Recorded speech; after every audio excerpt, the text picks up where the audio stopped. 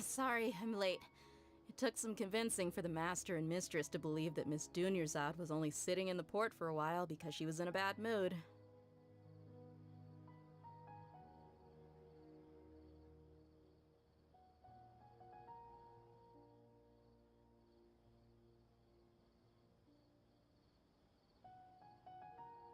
Anyway, I guess I should be thanking you.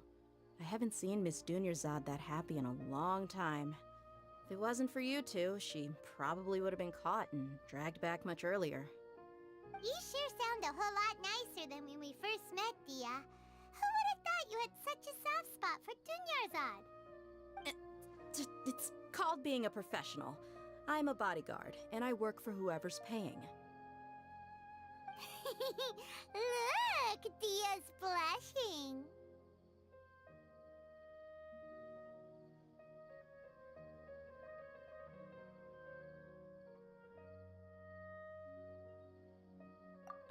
Listen, you two. I don't expect to be working for Miss Dunyarzad very long, but I hope to finish things on a positive note if possible. Let's cut the chit-chat and head into the Citadel. We'll see if the person I know has a way for you two to meet with the Lesser Lord.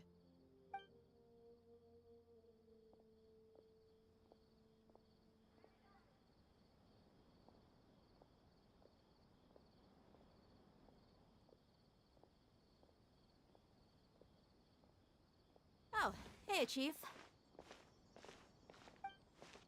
Ha, Dia! What are you doing here? And well, didn't expect to see you three together. I take it you all know each other already? Mm-hmm. We met this morning after the Adventurers Guild pointed us to Osfon for more info. No kidding. Huh. So, where's Ruksha? I thought I'd help these two out by asking about the theft. Anything you can tell him? Ruksha's gone over to the Academia. The Grand Sage recently ordered Sumeru City to begin bolstering its defenses, so people from all over have been called back to the city. Since you've already mentioned the theft, I suppose I might as well tell him what we know. Appreciate it, Chief. Theft? Sorry, what the heck are you guys talking about? Just recently, the Academia lost something, and there's a chance the item is connected with the Dendro Archon. This case might just somehow help you in meeting her. I suppose that's one way to look at it. But if you ask me, the case is more about the Academia than anything else. Let me fill you in. The Academia recently sent a convoy to pick up an important package from Aru village. Word got out, and the convoy was robbed on its way back. The Grand Sage took the whole matter very seriously. Not only did he dispatch the Matra, but also enlisted our help in the search for leads. All we know so far is that whatever was stolen is currently in Port Ormos. You two have heard of Port Ormos, haven't you? It's the largest commercial port in all of Sumeru. You can travel there by leaving Sumeru City and heading south along the river. The Academia's grip isn't long enough to reach all the way to Port Ormos, so the city's a little more laid back, meaning the population's also a mixed bag. You never know who you'll meet there. Apparently what was lost has a great deal to do with the Akasha, knowledge, and even the gods. I'm afraid I don't have any other details for you, though. If you're interested, maybe you could head to Port Ormos and ask around yourselves. Are you serious, Chief? All the Academia students are in Sumeru City, you know. Why should they pretend to be students in Port Ormos? If you're also interested, just go there and see what happens. Count me out. I've got plenty of work to do here for the Homayani family. And take it from me, if you two really do decide to visit Port Ormos, you'd best watch your backs. Let's just say that the Eremites there aren't nearly as friendly as those here in Sumeru City. There are even some extremists who go around shouting slogans like, "Retake Sumeru for King Deshret." Word is that more and more are joining their movement. They're becoming a real headache for Chief and the others. You bet they are. King Deshret's been dead for thousands of years. Now they start spreading rumors of his return. Ridiculous. Not everyone's like you, Chief. Even the desert natives who abandoned their homes in the wilderness still wish to have a god of their own. Well, Traveler, that's about all the information we have for you. Thanks, Dia! And you too, Osfond! Since we've gathered all we could for the moment in Sumeru City, let's head to Port Ormos and see what we can find next. Miss Dunyarzad is looking forward to seeing you both at the Sub-Zerus Festival, so be sure to get yourselves back here in time for that. Good. Then we'll see you both at the Sub-Zerus Festival.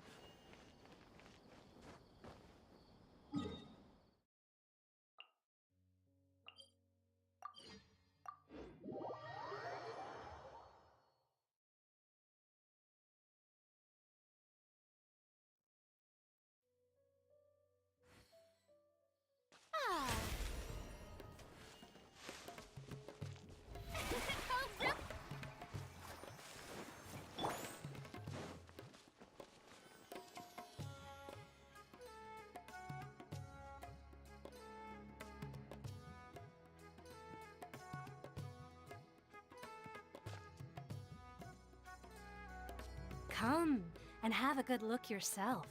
Traditional spices of the highest quality, made with pride and experience. You've got a deal. I can't thank you enough for always looking after my business. Believe me, I'm not making this up. Several Eremite mercenary groups are nearly in open conflict, but does the core of 30 care? And that's not all. Did you know that... Wow! Talk about hurly-burly! This place is busy! Huh? Guess that's only to be expected for the largest port in Sumeru. Maybe it's because of what Dia told us earlier, but Paimon can't seem to shake the feeling that there's also danger lurking in these crowds. Ooh. Let's get our bearings so we can start looking for leads. We know that whatever the Academia lost is related to the gods. But other than that, we don't have much else to go on. Osfun told us to try posing as Academia students while asking around. Paimon checked the Akasha on the way here, and the Academia doesn't seem to have any research facilities in Port Ormos. Paimon doesn't get it. Won't we look even more suspicious going around saying we're Academia students and asking about the stolen item?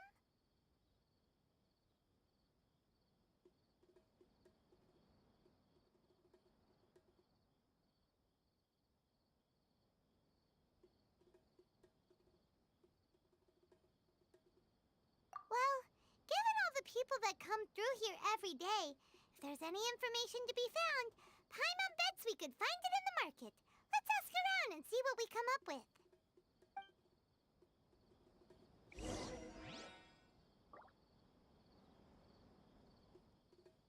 Life is full of possibilities.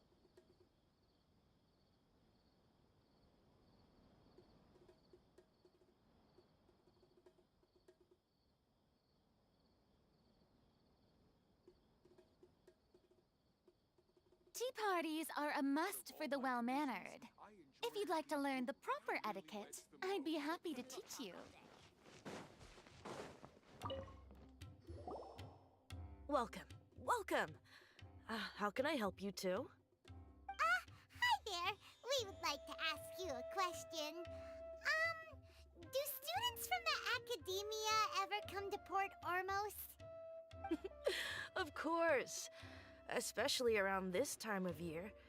Students from Sumeru City that are about to graduate often come to Port Ormos to cut loose a little. Many people often talk about how hard it is to get accepted into the academia, let alone graduate. But those who finish their studies and go on to become full-time researchers at the academia have it even harder. Sure, we may not be Sumeru City, but Port Ormos offers beautiful scenery and a stress-free environment. Some even say it's good luck to come to Port Ormos, so students and researchers come flocking here when things get to be too much at the academia.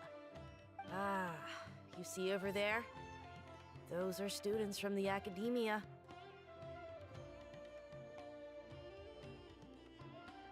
They've been looking worried and miserable ever since they got here a few days ago. If you ask me, the life of a merchant is better. So long as the Akasha teaches us what we need, then life is good. Those students seem to be discussing something. Let's see if we can listen in.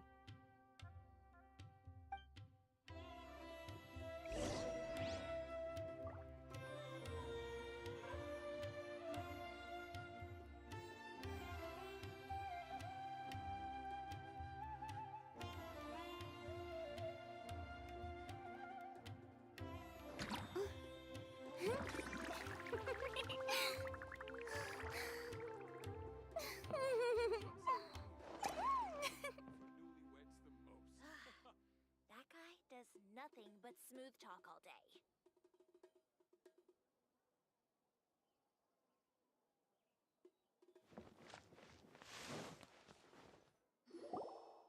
It's no good. I've tried asking around, but I haven't been able to learn anything useful. Not to mention that a bunch of scary-looking Eremite mercenaries have been posted along the streets now. There's been a lot of fighting between the different Eremite factions in Port Ormos. If we choose to move on our own, then it would be wise to steer clear of them. Especially the group that's constantly shouting some stuff about King Deshret and some resurrection. I've even heard that the Citadel of Regzar is starting to get fed up with them. What was that group called again? Ein something or other? They're called Ein El Akhmar. Today, I heard that the thing we're after might be in their possession at the moment. Wait, come again? Don't you see? Many of the Eremites in Port Ormos deal with trading this kind of thing. They're usually pretty wary of outsiders, but not so with students of the academia. It's because the kind of goods that students are looking for aren't the kind of goods that Eremites are after.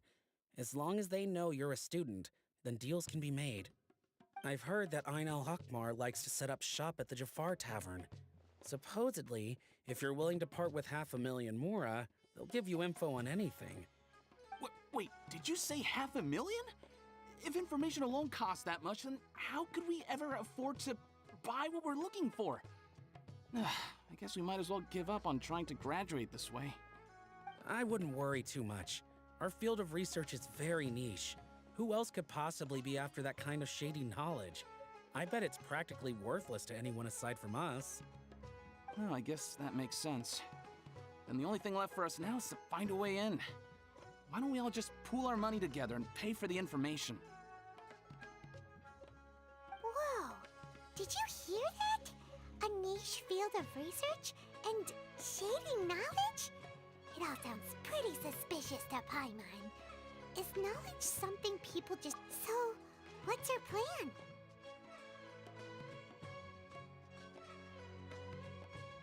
Wait! Didn't you hear what they just said? Buying information is going to cost us 500,000 Mora! Have you lost your mind? Oh, alright. Paimon never thought she'd agree to parting with that kind of Mora. But if you know what you're doing, then we should give it a shot.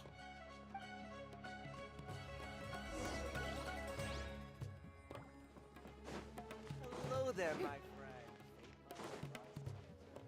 Oh, he will pay the price one day.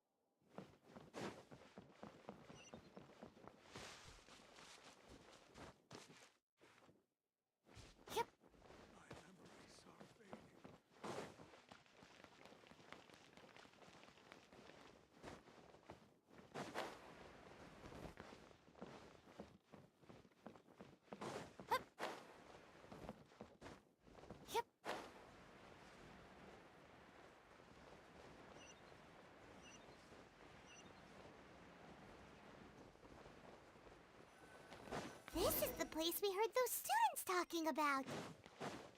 Let's find a seat so... Oh, you've arrived. Please, take a seat. So, they think that they can go toe-to-toe with the boss? Huh!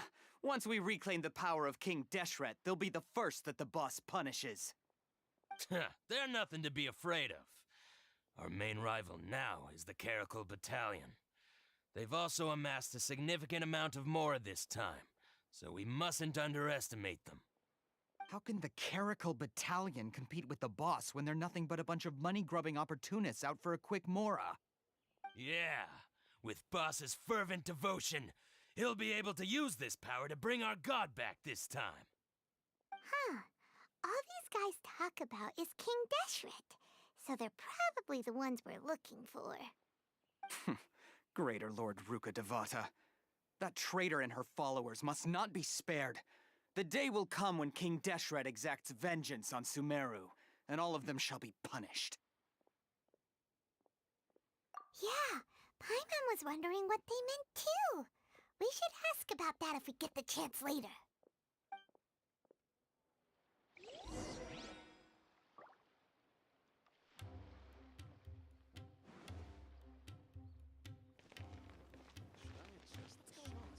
How can there be Kairaki?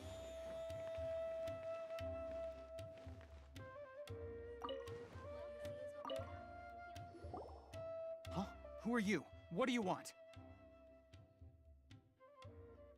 A student? Huh. What's a student from Sumeru City doing in Port Ormos? Ah, well, if it's info you want, you've come to the right place. The question is, can you afford it? Huh? What is this, some kind of joke? Oh! Sorry! He must have grabbed the wrong amount! Hey, what do you think you're doing? Oh, Paimon can't stand to see so much more ago. But there's no other choice right now. Here, this is the merchant's address. Whatever you're looking for, you'll find it there. Hmm? Well, what are you waiting for? Oh, that's right! We heard you mention King Deshret just now. We're actually interested to know more because we're, archaeology students! Fine. Since you've already handed over the Mora, I guess I can throw in a little extra info. As you can see, members of Ain al-Ahmar are devout believers of King Deshret. Years ago, King Deshret founded the great desert nation that was our homeland. It was an advanced civilization, far beyond anything you'll see in present-day Sumeru. King Deshret was the rightful god of wisdom, but he was betrayed by a companion he trusted. She even stripped him of his title, God of Wisdom. So, you mean the traitor was... Greater Lord Ruka Devata, yes. That shameless wretch destroyed King Deshret's civilization, and our ancestors were forced to flee to this land where we were made to suffer the tyranny of our enemies. Furthermore, she conspired with the Academia to cover up the truth of her actions, and create the merciful and benevolent facade for which she is now known. Ugh, just thinking about it sickens me. But the story doesn't end there, oh no. King Deshret isn't truly dead. The voice of the Oracle has been heard in the desert, prophesying his resurrection. Mark my words, our god shall return. And when that day comes, all followers of the traitor and all the desert dwellers who have forgotten their true god will suffer retribution together. If what I'm saying makes you shiver with fear, it might not be too late for you to become a believer of King Deshret.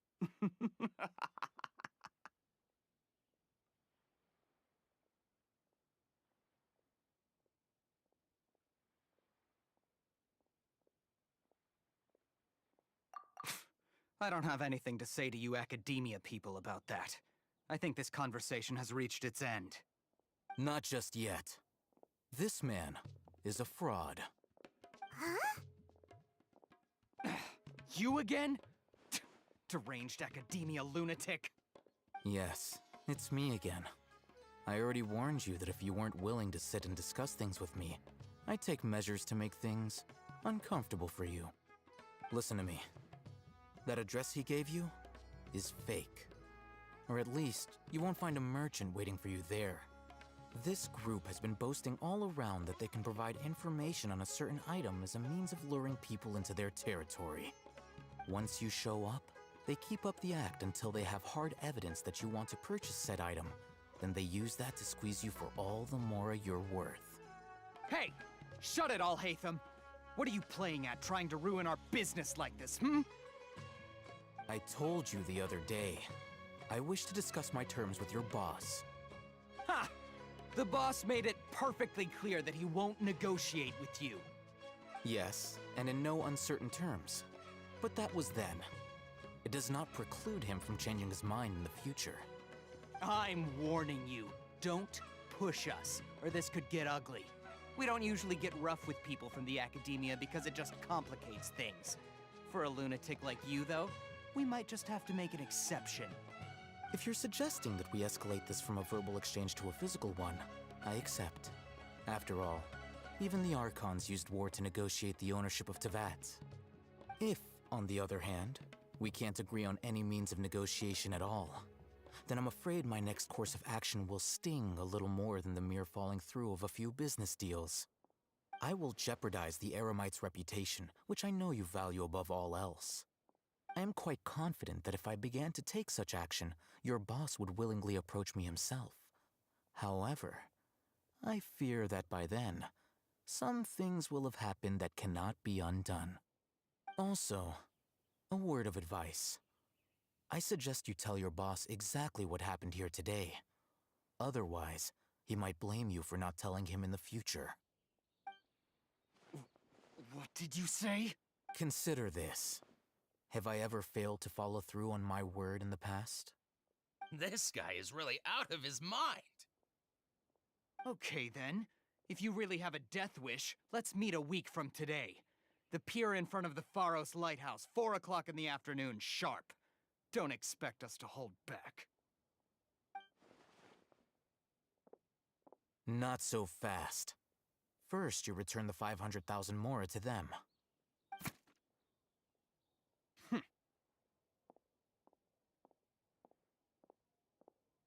Please, I beg you, don't provoke them. We can't afford any trouble with this crowd. They haven't even paid for their food yet. Ah, Mr. Iman. There appears to be fewer staff in the restaurant recently. This wouldn't happen to be because they're all busy spreading the word to the students, would it? Well... Someone who chooses to do business with a group like that really can't afford to get so flustered the instant someone confronts them about it. Consider the meal compensation for our silence. I'd say you're getting an excellent deal. Whoa, did you see that? He not only got us our Mora back, but sent the Emirites running too! Plus, he seems to know a lot about what... He went that way! After him!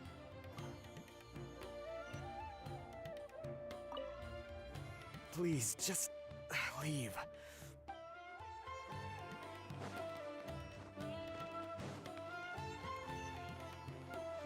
Wait up! It's Al-Hatham, right? What do you want? No need for thanks. My goal was to get to them, and you two gave me just the opportunity I needed. We're even. Oh, I advise you to keep your distance from them. Since they weren't able to make off with your Mora in the end, they might harass you again in the future. All right. Goodbye. Hold your horses! We still have something to ask you about! Since you tore through their scam right in front of them, you must know the real story about certain something, no? Who exactly are you two? And why are you inquiring about that? A student. Right. Look, you should know that those thugs conducting business with you had nothing to do with your lie.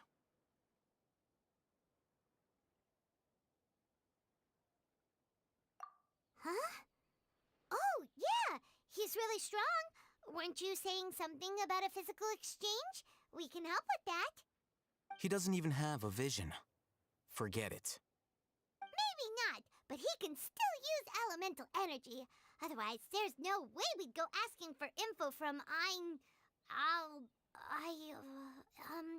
from guys like that. Those high-headed thugs are definitely gonna bring a lot of backup for your next meeting.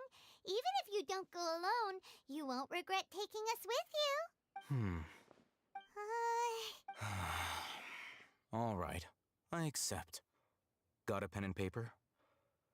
If you're searching for someone who sells that kind of merchandise, we'll reconvene at the appointed time by the pier. So, since you were happy to get— You were willing to part with 500,000 mora for something and you didn't even know what it was? Okay. Well, if you truly are as skilled as you claim, then you can beat the answer out of them when they become hostile.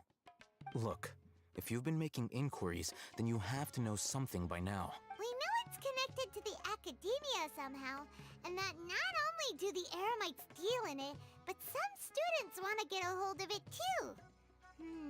What— You know almost everything there is to know, but you're unable to compile this information because you've never seen the object before. This is what you've been looking for. Huh? Paimon can't tell what it is.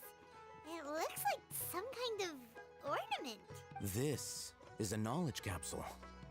To put it simply, it's a vessel that can store a fixed quantity of canned knowledge. It's like a miniature Akasha. Anyone who links it to their personal Akasha terminal instantly becomes privy to its contents. Correct. Anyone.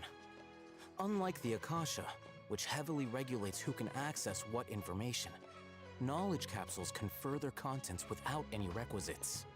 That's amazing. It's essentially a convenient and harmless vestibule for knowledge. Unfortunately, it's illegal in Sumeru to privately possess or trade them. They were created as a means for scholars to transfer knowledge gained from Irminsul into the Akasha, and are intended to be destroyed immediately after use. But despite strict regulations, some of these knowledge capsules will always escape destruction.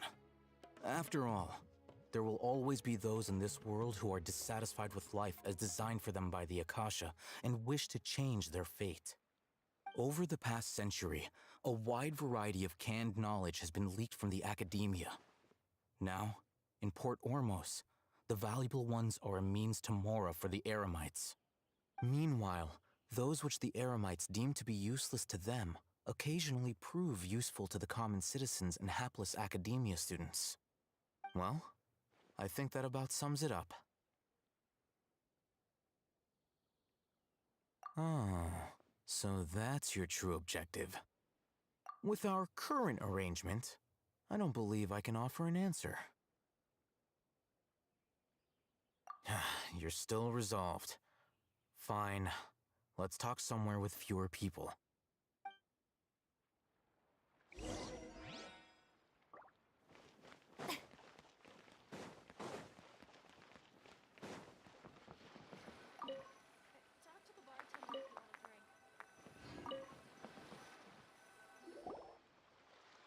Let's continue our conversation here.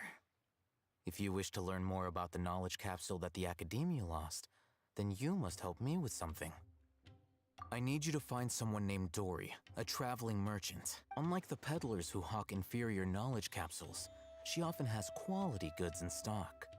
Some say that as long as there is profit to be made, there is nothing she won't dare to sell. She's guarded against people from the Academia because most of her wares don't comply with Academia regulations. I think she blacklisted me. I met with her informant, but it soon became clear that they had no intention of letting me get any further. Become one of Dory's customers and earn her trust. This is my condition for further collaboration. Why do you want us to meet with her? Until you complete this task? Fine. You two are Outlanders who haven't been here for long, so Dory should view you as safe clients. I'll give you the informant's address and their contact password. Beyond the password, though, I have no way of knowing what other tricks she might have up her sleeve. You'll have to improvise. This is kind of nerve-wracking. The true challenge begins after you meet her. She has a keen nose for mora and a shrewd eye for wares, and she only likes customers who she deems to have good taste. I'll prepare some funds for you. Buy her highest quality wares and earn her approval. What? We only just saw a knowledge capsule for the first time! We don't know how to tell which ones are good and which ones are bad. That's true. Have you two heard of elemental sight? Oh? That's a surprise.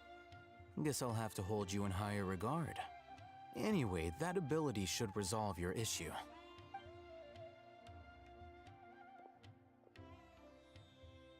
Here are 2 knowledge capsules. Tell me, can you detect any difference in their quality?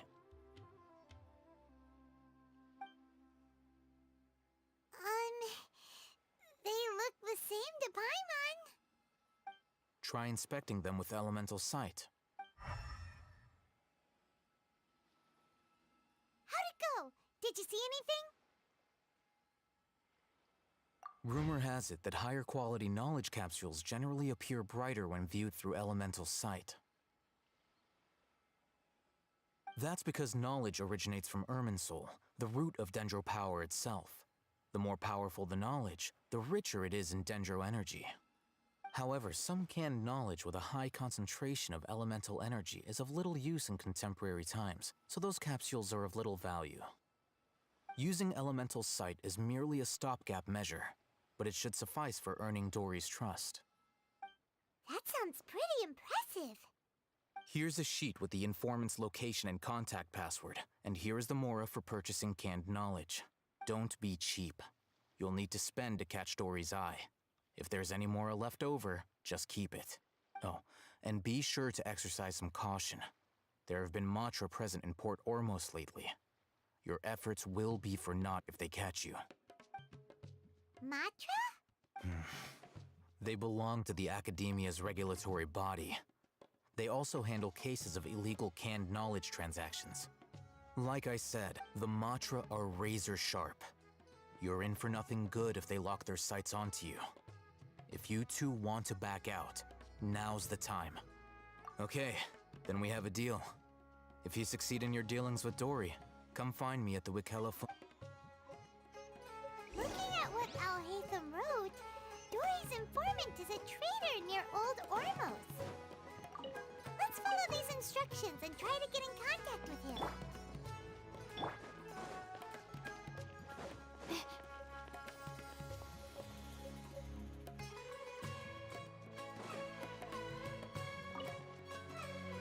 Hello. What are you two looking to buy?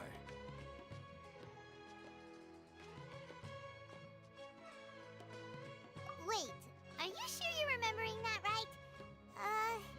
Hyman doesn't think it was that on the paper. What a unique palate. We have unripe horror fruits, but we usually keep them in the back. Following the paper got us past the first round. Ronak, these two want to buy unripe horror fruits. Got it. You two, please follow me. You two have a fascinating fashion sense.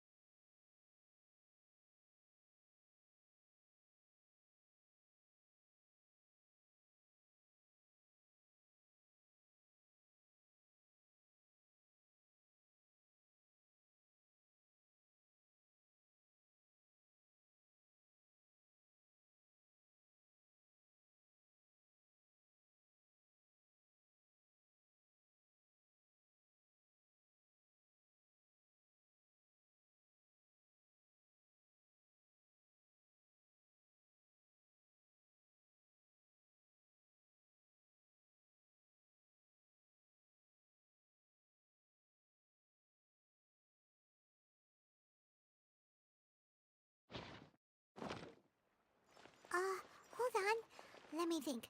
Sumeru Rose means common merch.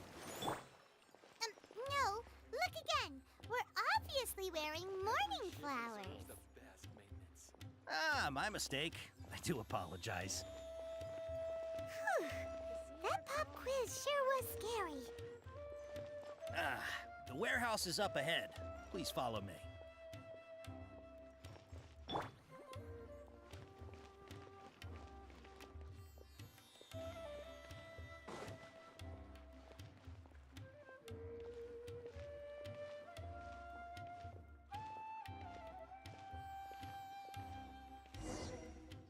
Before I retrieve your products, I need to confirm a few things.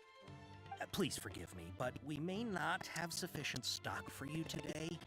Earlier, many of our hara fruits were taken by mice.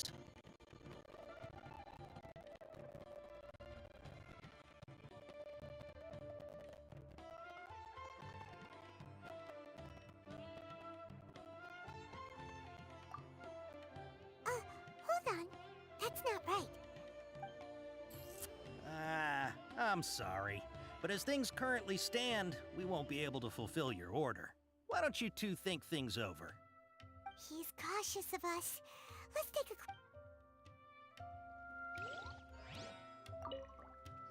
Before I retrieve your products, I need to confirm a few. Please forgive me, but we may not have sufficient stock for you today.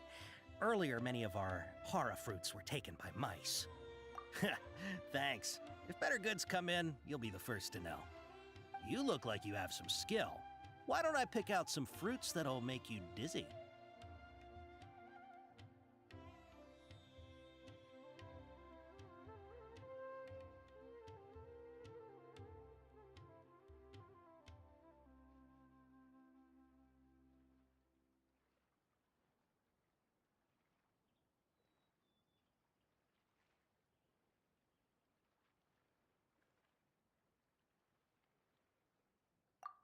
Yep, that's the right answer.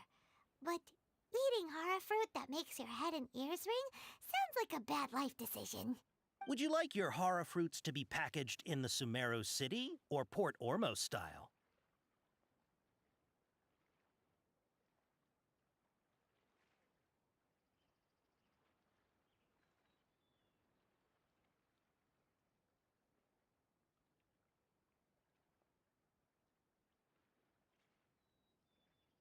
Wow, you two sure are generous customers. We'll be sure to package your products beautifully. Okay, everything has been confirmed. Miss Dory is waiting for you up at... Shoot, it's the Matra! Run! What? The matcha? Where? I'll hate them said we're done for if they catch us. We gotta get out of here. We don't know this area, so let's follow that informant.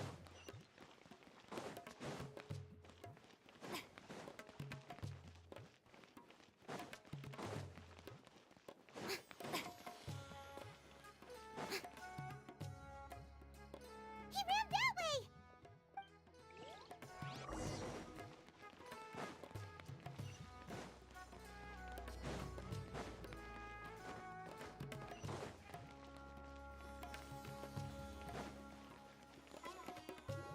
Look, he's over there!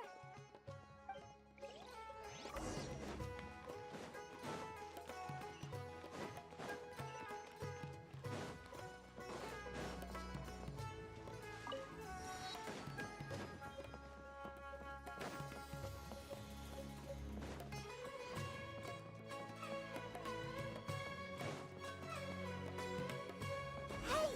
If you're hiding from the Rishpaland Tiger, come this way! Another password! Huh? Oh. Here, over here. You can stop running now.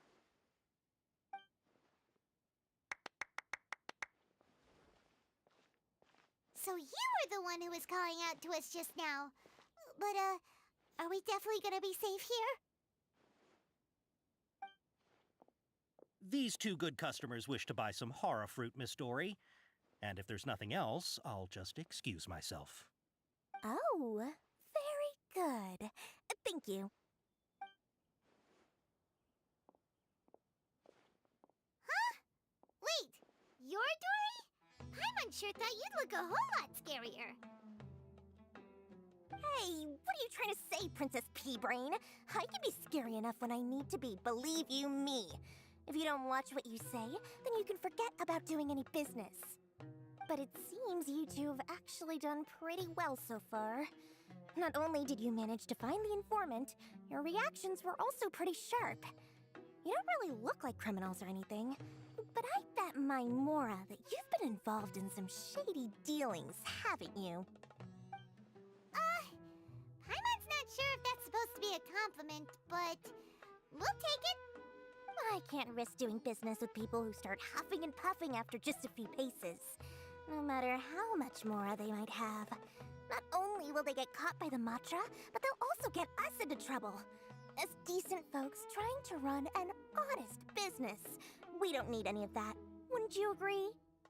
So that's why I prefer to have customers like you. It's your first time here, but don't worry, I won't ask too many questions. Even if you wish to buy enough knowledge capsules to decorate your house with, please, knock yourself out. As long as you have lots of round, shiny Mora, then we're all good. Ah, yes, of course, of course. Go ahead, help yourselves. Voila! Wow, she has a trove of canned knowledge. Whew. She'd probably be in serious trouble if the Matra caught her with all this. What kind of products do you seek, my dear customers? Don't worry, I'm not interested in your reasons for buying. I can, however, offer some suggestions. Take this one, for example. An analysis of the sociological ideology and dialectics of the Hilichurls. Only 3 people in all of Teyvat have ever studied it, making it extremely rare. It's on sale now for 350,000 Mora. Yeesh! Who would want to be an expert in that topic? Or how about the architectural styles and construction methods of Teyvat in the early Archon War period? With this one, you can become an expert in historic architecture preservation and find an excellent, well-paying job in nearly any nation. Ooh, now this sounds like it could be useful. 2 million Mora, and it's yours. No discounts. Whoa! That's a lot of Mora! Of course, you are free to pick whatever your heart's desire. The contents and price of each knowledge capsule are indicated in small text on the body of each one, down at the bottom. Alright, let's try the method that Alhaitham mentioned.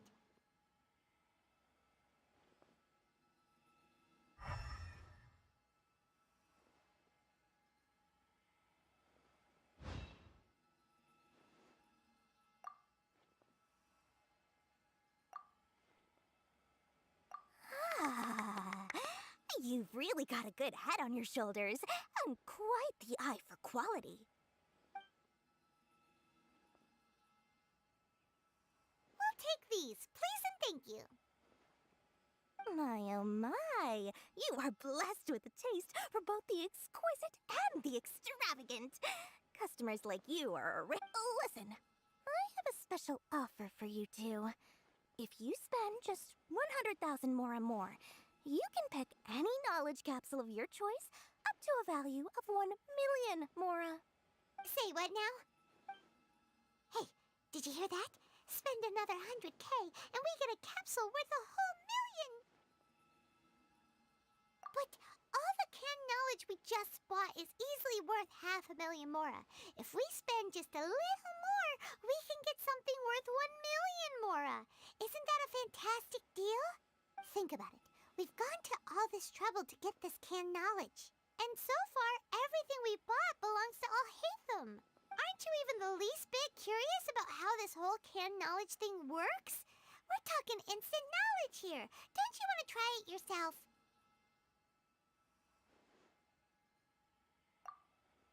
Come on, come on! We still have around 100,000 of Alhaitham's Mora left. So let's put it to good use by finding something useful for you. Ahem. You've got a deal, Dory. We'd like to spend an extra 100,000 Mora. Excellent. Then please, select from this fine collection of canned knowledge over here.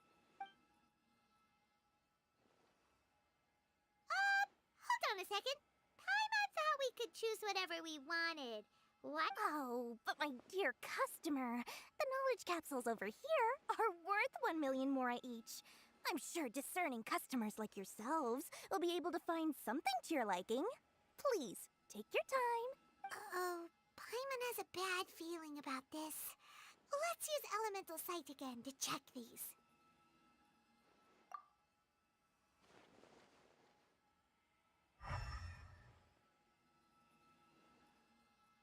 So, what did you see? So, they're all worth about the same amount? Well, anyway, the mora's already been spent, so let's at least try to find something useful. Let Paimon take a look here. An introduction to traditional Sumeru brewing techniques, the art of growing spices, an overview of ancient runes. Oh, how about this one? Sword Fighting Techniques 8. Not sure we'd ever find volumes 1 through 7, but at least this knowledge should be useful, right? Let's go with this one. Dory, we'll take this one. All right, very good. I'm expecting some new goods in the next couple days, so be sure to check back again soon. Whether it's canned knowledge or anything else you need, bring your mora to Dory and doors will open. Our dealings with Dory went smoothly enough. Let's head to Wakala Funduk and meet up with Alhaitham.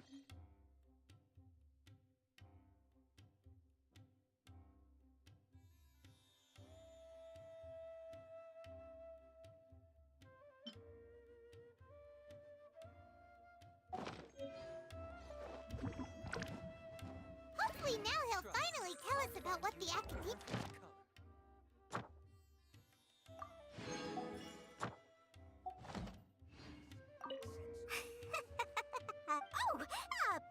Please, come back anytime you need something.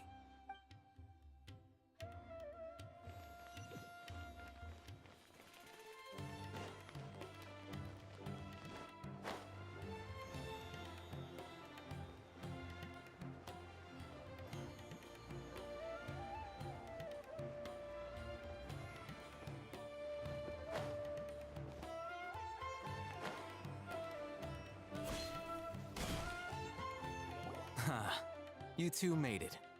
And from the looks on your faces, you were successful. Whoa, there's so many people from the academia here. Why would you pick this place as our meetup spot? Well, Wakela Funduk is under the Academia's control, so naturally the Academia has people working here. I came to Port Ormos under the pretense of conducting official business. You're a pretty daring guy. Relax. No one here is interested in anything we say, and the Matcher won't come here. Okay now, tell me how your encounter with Dory went. Okay, we did what you asked. So, can you tell us about the knowledge capsule that the Academia lost now? Before that, I have to ask, why are you two so intent on tracking it down? You don't have to answer, of course. Yeah, he just wants to meet the God of Wisdom and ask her about something important. We've been in Sumeru for a while now, but we still haven't found a way. When we heard that the Academia had lost something that might be related to the gods, we came here in case it turned out to be our lucky break. In that case, you're on the right track. A short while ago, the Academia lost a knowledge capsule in the desert. It's supposedly a divine knowledge capsule. Use it, and you'll gain the wisdom of the gods. Wow, there's really such a thing as that? Hey, if we find it, do you think we could learn how to meet the Dendro Archon? Ooh, or how to find your sister? I highly doubt it has any mystical properties, but it does indeed exist. And it's right here, in Port Ormos. So, where exactly? That's what we need to find out next. I won't deny that. I am investigating because I'm curious as to what the Divine Knowledge Capsule truly is. As you know, several brigades have been vying for ownership of it as of late, but there is still no victor. My personal finances and connections cannot compete with those of the Eremites. After it, I agreed to forego ownership of the Divine Knowledge Capsule in exchange for the opportunity to study it. After all, there's no harm in understanding what it is. However, there are those who are less amenable to negotiation, such as those from... They adamantly believe that the Divine Knowledge Capsule contains King Deshret's power, and that he will return to this world when they obtain it. They refuse to let anyone from the Academia tarnish the... So you kept hounding them because they refused to cooperate with you? Yes. Ain al-Ahmar isn't exactly wealthy, but its members are determined to get that capsule by any means necessary. To that end, they've resorted to many methods more foul than fair in order to amass sufficient funds. So, I've been sabotaging their business to force them into negotiating with me. The Divine Knowledge Capsule should be up for a secret auction within the next few days. Each brigade will place their own bid, and the prize will be covertly given to the winner. To ensure the capsule's security and to evade the Mantra's notice, the winning brigade will not publicly disclose their victory. Unless I know whose hands the Divine Knowledge Capsule ends up in, my Dory is the most reliable source of information, but that avenue was previously closed to me. With you on... In other words, you wanted us to befriend Dory so you could find out where the Divine Knowledge Capsule is. Yes, you can say that. But this arrangement harms none of us. The day after tomorrow, go back to Dory and try to purchase information on the Divine Knowledge Capsule's whereabouts. If she has no information, wait 2 days and approach her again. If I get the opportunity to study the Divine Knowledge Capsule, I will relay my findings to you. Will that suffice as compensation? Okay, then we'll meet up in 2 days. Alhaitham, before you go, we actually bought a knowledge capsule for ourselves, but we're not sure how to use it. You two want to try using a knowledge capsule? Sure, I can teach you. Doing so right under the Academia's nose is a bit problematic, though.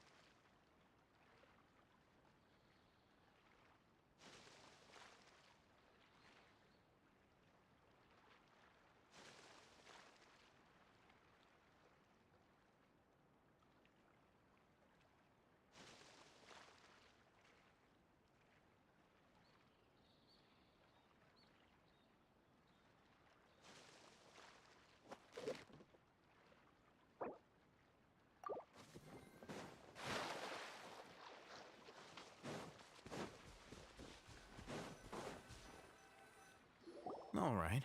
This place works. Show me the capsule you purchased. Here. Sword Fighting Techniques 8. Huh. A combat class knowledge capsule. This class is something of a rare find these days, since most have been taken by the Eremites to augment their battle capabilities. Really? Aw, yeah, what a great buy! If you want to determine the efficacy of this capsule, I can evaluate your combat ability. However, effects will likely be minimal if you already possess a high amount of strength. We can conduct a controlled experiment where you fight 2 battles, one before using this knowledge capsule and one after. While you fight, we can use an Akasha terminal to monitor your various physical parameters. There may be variances in your physical strength between the 2 tests, as well as a disparity in your opponent's abilities. But don't worry, I'll run statistical analyses afterward to mitigate any confounding effects. Wow! Haytham! You must have been one of those guys at the Academia who got top grades on everything. Paimon's curious about something, though. You definitely weren't one of those students who needed canned knowledge to graduate from the Academia, right? So, what? When you are unable to understand a researcher's actions. Sounds like you're... All right, let's begin the test.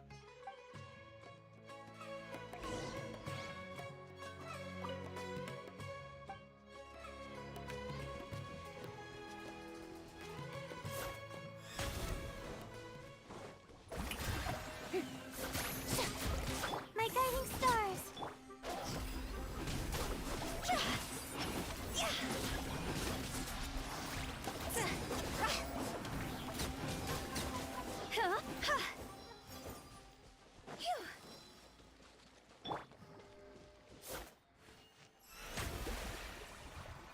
The show begins! I'll protect us. All right. I'll link your Akasha terminal to record data. The next step is to use this knowledge capsule. Hold it in your hand. I'll help you establish a connection with it so you can activate its power.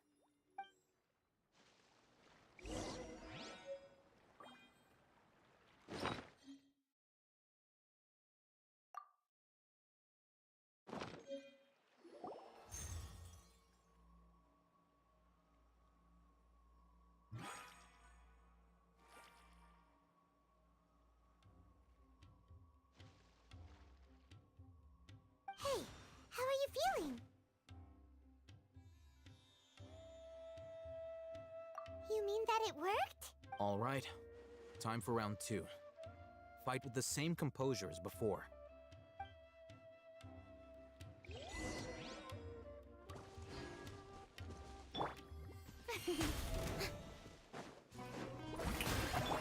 The night is cold.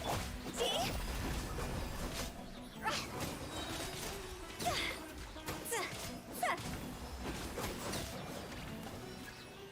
Time to go!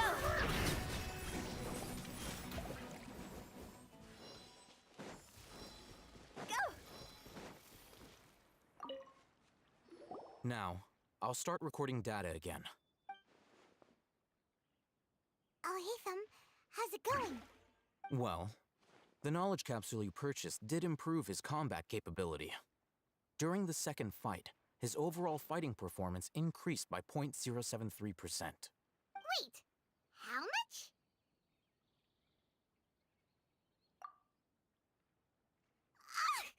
Dory's such a jerk! She totally scammed us! 1 million mora? This thing isn't worth a tenth of that! Of course, this could be because he is so powerful that the capsule's contents were unable to produce a substantial increase. At the very least, this test allowed me to gain more insight into you two. Our deal seems increasingly worth my investment.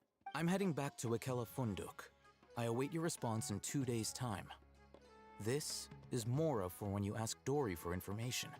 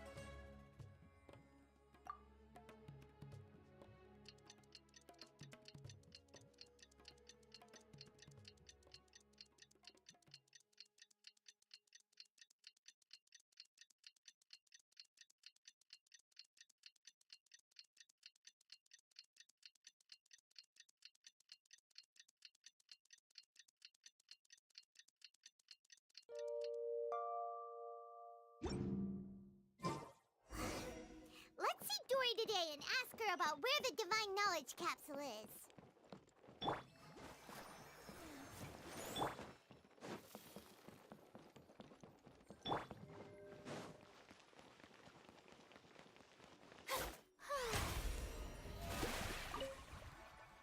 Here, over here! Welcome back, my loyal patrons. What can I do for you this time? You name it. Can knowledge, supplies, or anything else you need. I'll find a way to get it. Can you really get us anything we want? Aha! So it appears that canned knowledge alone is no longer sufficient for your opulent appetite. Then please, oblige me. Tell me what you have in mind. Oh!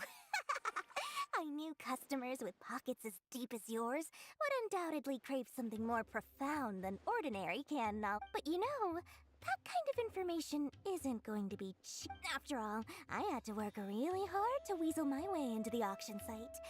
Not to mention that if anyone found out that I was the leaker, I would be in big. But how can we be sure your information... Because to me, anything of value is what I consider to be my supply. As for the information's authenticity, well, you've no need to worry about that. I used a camera to take a picture of the transaction. That way, no one can dispute it. It's always a pleasure doing business with such sterling patrons. Now that you've paid in full, here's the scoop. The Divine Knowledge Capsule was purchased yesterday by a certain Misery, the leader of Ain el Ahmar. Ain el Ahmar? You mean... Ah, so you're already The group has done everything in their power to obtain the Divine Knowledge Capsule. That Divine Knowledge Capsule is unlike any other canned knowledge I've seen before. It was glowing bright red. The capsule is clearly visible in the picture I took. You can... Thanks for the info. Please, it's my pleasure. It's all thanks to discerning customers such as yourselves that my efforts yesterday were not in vain. Please, don't hesitate to contact me if you ever need anything else in the future. Mora for Dory opens doors. Well, we figured out where the Divine Knowledge Capsule is. It turns out it ended up...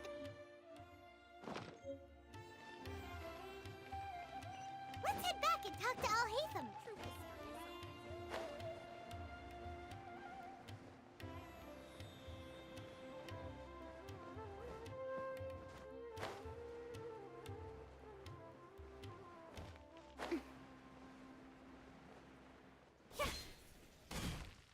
Al-Haytham, we got the info you wanted. Really? All right. Let's hear it. Dory even gave us evidence to verify the intel. Have a look. Huh, look at that. Clear as day. It must have taken some guts just to infiltrate the scene of the Eremites transaction. But then to get close enough to take a picture like this. Bold move, Dory. Very bold move. All right. The person in this picture is indeed Misery, the leader of Ain al-Ahmar. And the glowing red capsule he's holding appears to be the Divine Knowledge Capsule. In which case, if we play our cards right, when we confront them next week, we should be able to force them to show their hand. At first, Paimon didn't get why you were provoking these Ain el-Ahmar guys. After we defeat them, we can finally have a... Thank you for your time and efforts. Take a few days off while I make some preparations. Let's meet up again on the afternoon of the arranged date, 3 o'clock. See you then.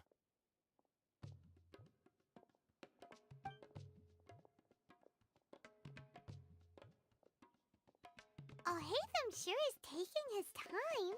Where could he be? Oh, there he is. Sorry to keep you waiting. Let's head to the pier in front of Pharos Lighthouse. Yep.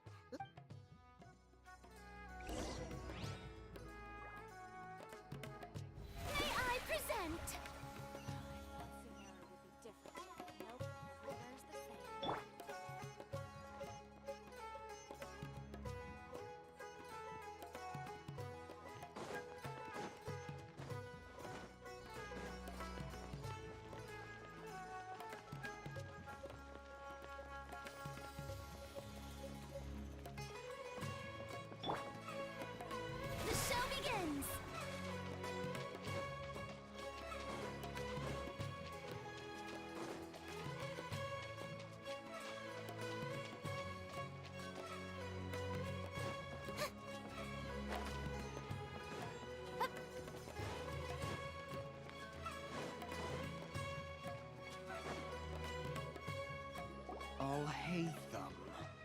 I knew you were crazy, but I didn't know you were crazy enough to actually show up.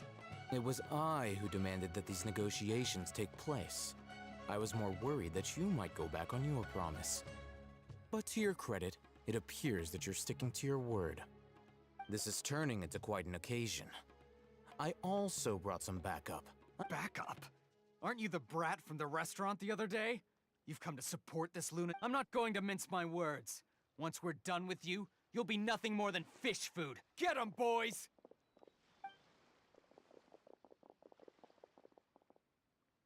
Uh-oh, here they come. I present the My Name Echoing Song! My guiding stars, don't be scared.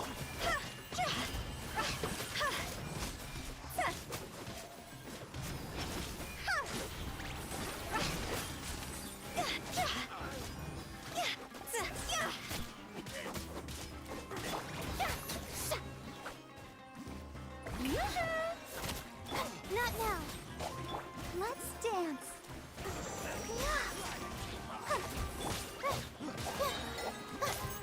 Stars, shine for me.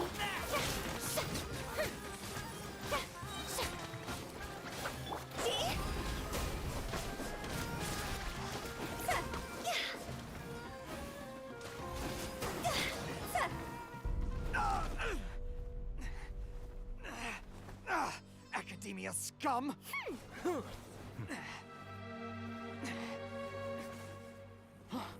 Boss! Finally! Did you use it? Great! Now we can...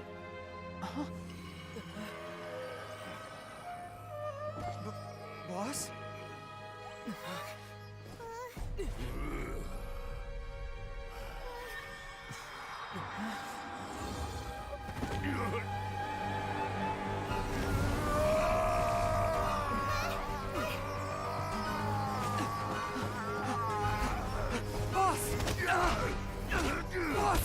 What's wrong?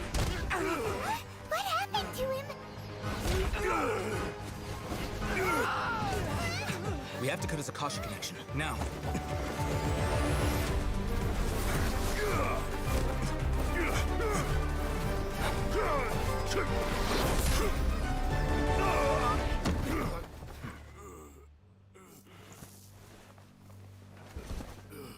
Target acquired! Arrest him!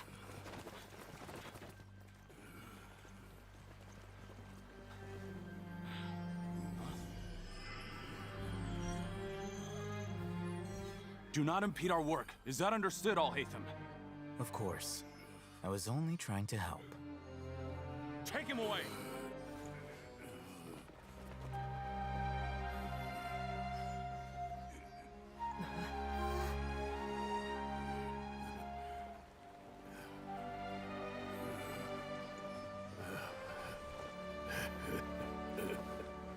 World, forget me.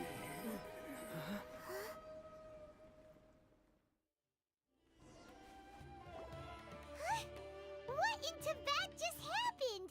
It's like that big guy suddenly lost his mind. It looks like he used the Divine Knowledge Capsule. You mean the Divine Knowledge Capsule did that to him?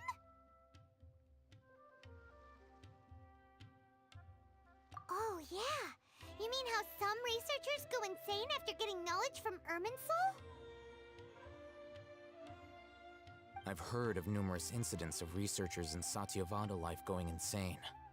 The state that man is now in suggests that this is a similar situation. This Divine Knowledge Capsule does appear to be linked to the gods, but beyond that, it doesn't seem anything like the rumors suggest. Possessing it doesn't grant you divine wisdom or power. Did you hear what he said? World, forget me. What could that possibly mean? If the mantra took him away, then that means the Academia got the Divine Knowledge Capsule back, too. What a still. Paimon didn't expect the Divine Knowledge Capsule would be so dangerous. Imagine if we tried to open it. As things stand, there is no reason for me to remain in Port Ormos.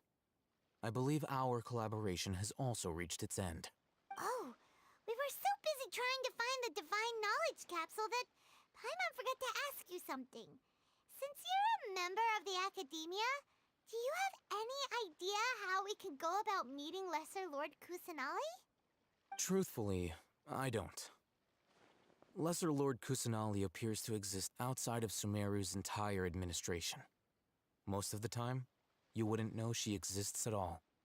Moreover, since the Academia possesses the Akasha, a symbol of our deity's wisdom, scholars have no reason to desire to make contact with the deity herself anyway. Everything about Lesser Lord Kusanali is such a mystery! I'm heading back to the Academia. How about you two? It's almost the day of the Sub-Zero's festival. Maybe we should head back too. We've been rushed off our feet over the past few days, so maybe a little rest and relaxation will do us good.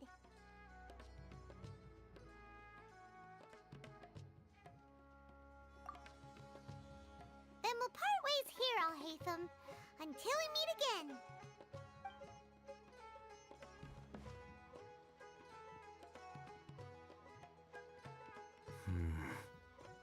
Now, do I deal with this thing first? Or should I produce the report that the higher-ups require?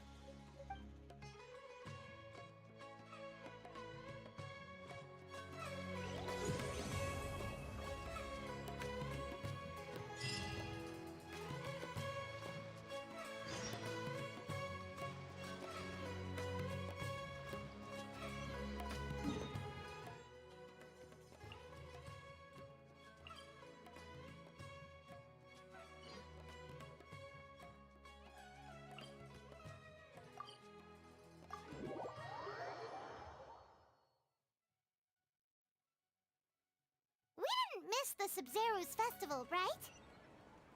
Let's hurry and find Dunyarzad. Paimon thinks she must be around the Grand Bazaar, since she showed us around there last time.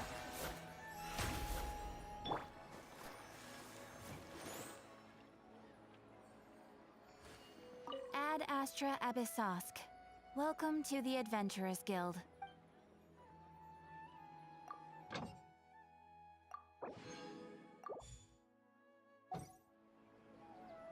Ad Astra. Thank you for complete. Ad Astra.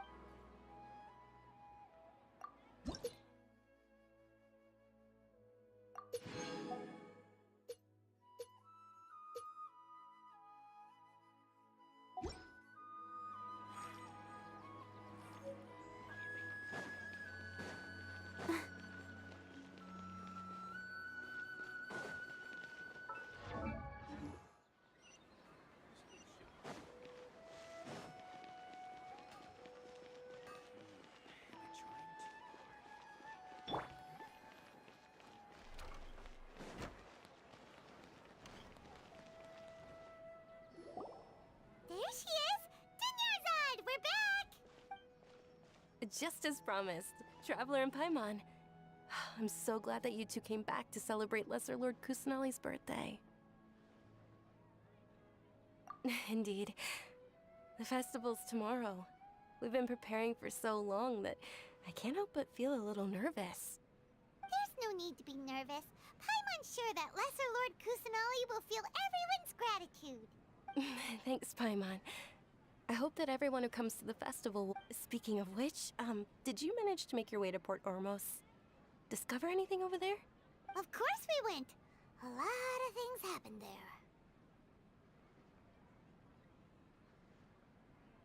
I see. Sounds like you two had another exciting adventure.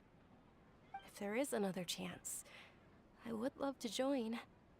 My lady, if you went to Port Ormos in your current state, we'd both be in for a lifetime of trouble. Dia! You were eavesdropping! It's called covert protection. Keeping an ear out for what's going on around my employer is part of the job. It's all right, Dia. I merely said I would like to go. I know better than to think my body could handle it. The festival's tomorrow. I've been doing nothing but causing trouble for you. Even when you put it that way, it still doesn't feel right. Don't worry, my guardian knight. Okay, fine, but only tonight. Tomorrow's a big day, and many no-good scumbags are gonna try to take advantage of that.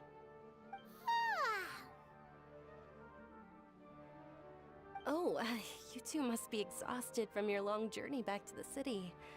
My apologies for not realizing this sooner. I've already prepared a room for you to rest. Please follow me. Whoa, you're so thoughtful.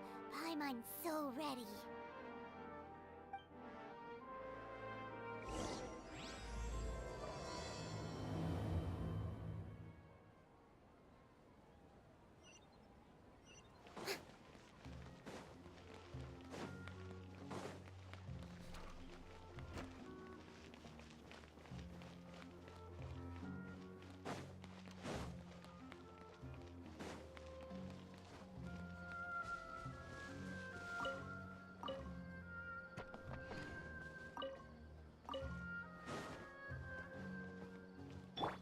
Let's dance. Here we are. It's also fairly close to where I've been staying. It looks really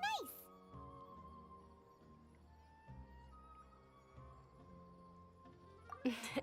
Not at all. Just tell me more about your adventures when you next get the chance.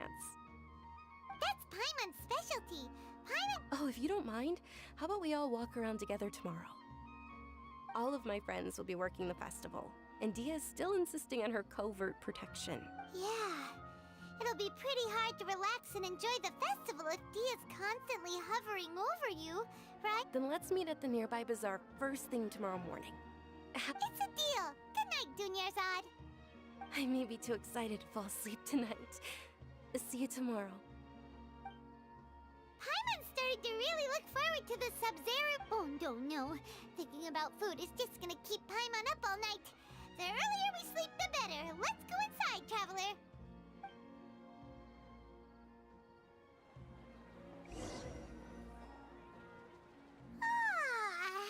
Did we oversleep? We should go meet Dunyarzad right away.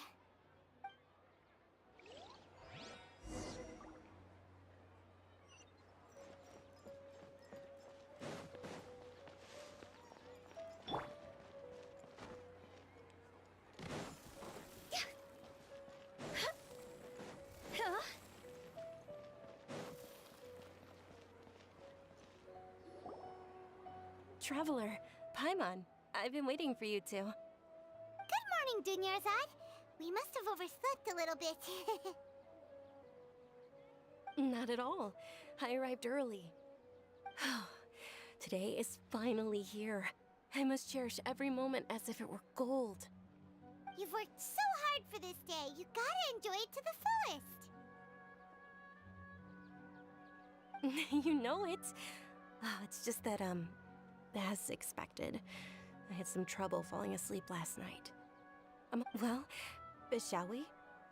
Let's start with the stalls over there.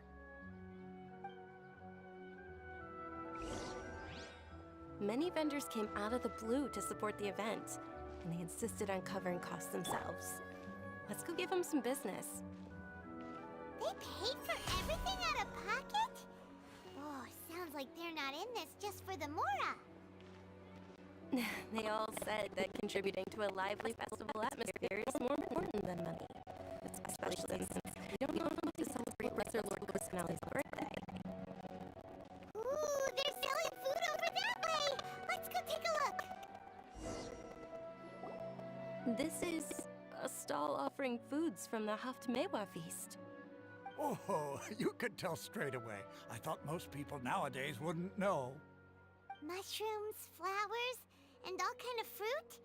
It's all vegetarian stuff. Oh, Paimon's a little disappointed. So, what's the Haftmewa feast you mentioned just now? It's another Sub-Zero's festival tradition. People used to set their tables with 7 different foods.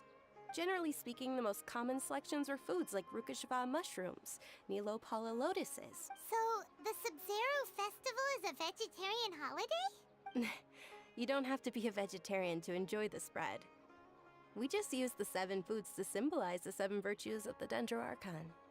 Wait, but if that's the case, If Sumeru uses vegetarian food to represent the Dendro Archon, then wouldn't the Pyro Archon's festival be full of food like roasted fowl, juicy meatballs, grilled steak? Oh, Traveler, we have to go to Natlan as soon as possible! I hope your wish comes true one day, Paimon. Thanks! Alright, how about we also check out some of these other stalls?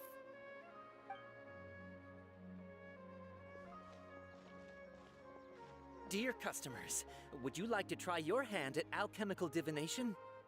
What's alchemical divination? Those two things sound like they'd be fun to try together. Right? I thought the same when I first heard about it. It is said to be a mysterious craft invented by none other than Lesser Lord Kusanali herself. So, how does it work? It's quite simple. After you give me any 2 alchemical reagents, I'll use them to perform a random transmutation. Sure sounds random. So random that it will probably fail. That is precisely what we need. After the transmutation fails, your one and only diviner here will interpret the remnants. Well, according to Lesser Lord Kusanali, everything is interconnected, and all that occurs can be traced back to fate. You could say this is a pearl of old wisdom. Why does everything sound so much more credible when Dunyarzad says it? Are you guys working together? So that's the true wisdom behind it. This young lady sure knows her stuff.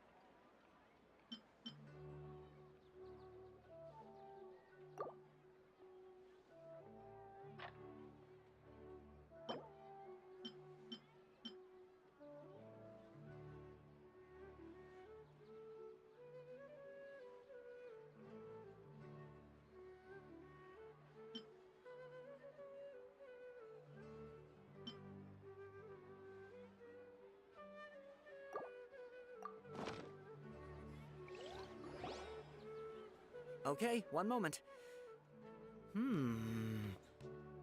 It's the moon. Paimon wants to take a look too!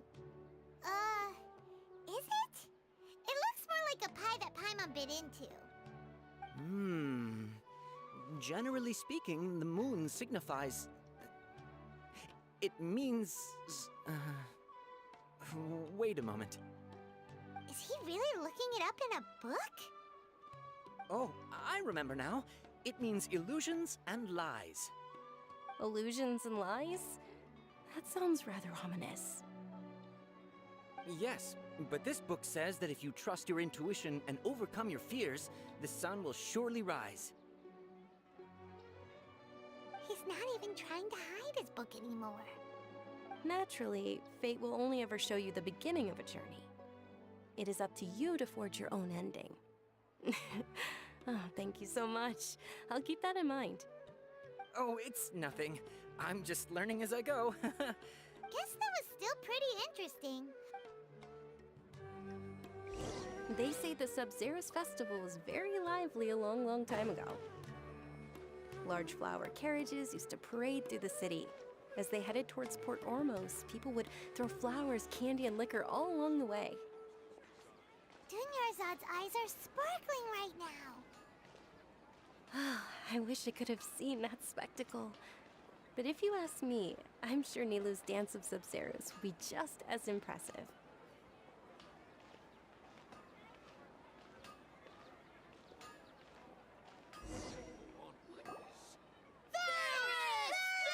Attention!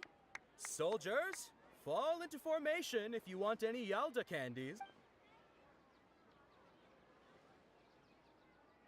It's a weird guy with a weird hat. Hey, it's Junior's In the few short Attention! In the name of Ferris, the Knight of Flowers, I commend you on your contributions to the glorious Sub-Zerus Festival. All right, little soldiers. Yes, just what is... Ferris, the Knight of Flowers, is another Sub-Zerus Festival icon, and one immensely popular with children. In the past, the actor portraying Ferris would also sit on a flower carriage. It's all thanks to Miss Dunyarzad's sponsorship that the children can make such wonderful memories today. As are we to you, Whichever one, That is the... Ooh, those awesome... And there's also Lizardtail and Oni Kabuto. Huh? What's up with those two flavors? Oni Kabuto is a little spicier than Lizardtail. Dunyarzad, you tried them before? Traveler, help Paimon pick one. Paimon wants the Sunsetia flavor. It's all right. I also believe in your intuition. Great! These boxes of candy are numbered 1 to 5 from left to right. Which one do you want?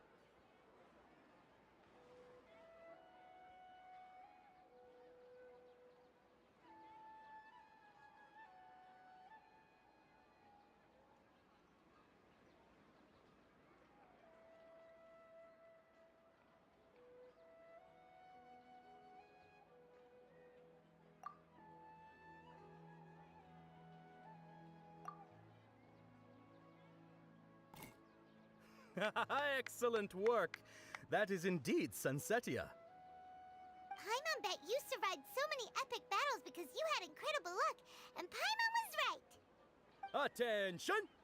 Here's your Sunsetia flavored candy. It's Night of Flowers, not Night... Paimon really wilted the carriageless Knight of Flowers. They all basically sound the same. We got our candy, so let's keep going. Oh, actually, I just remembered that I left something behind.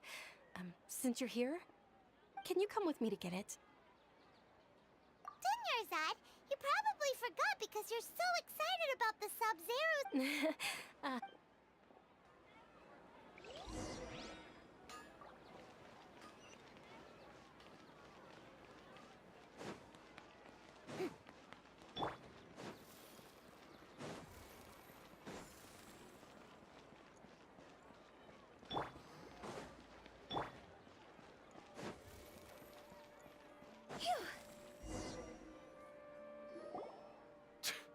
We're too late.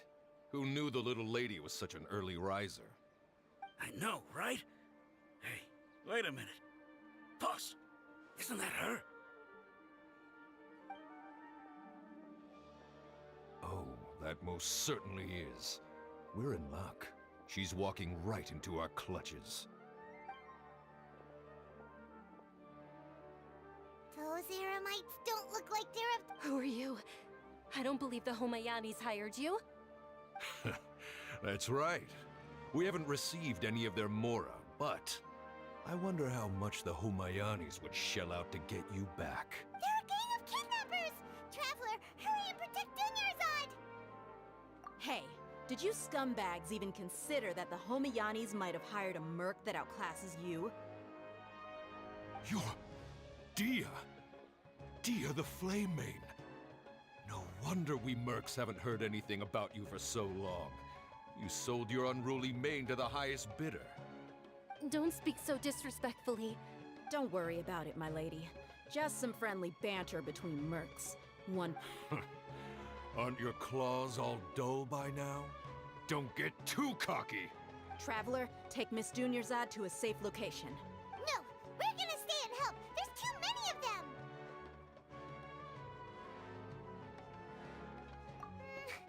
You're right. Please be careful, Dia. Don't waste your time worrying about me. This is my job. Look out for yourself.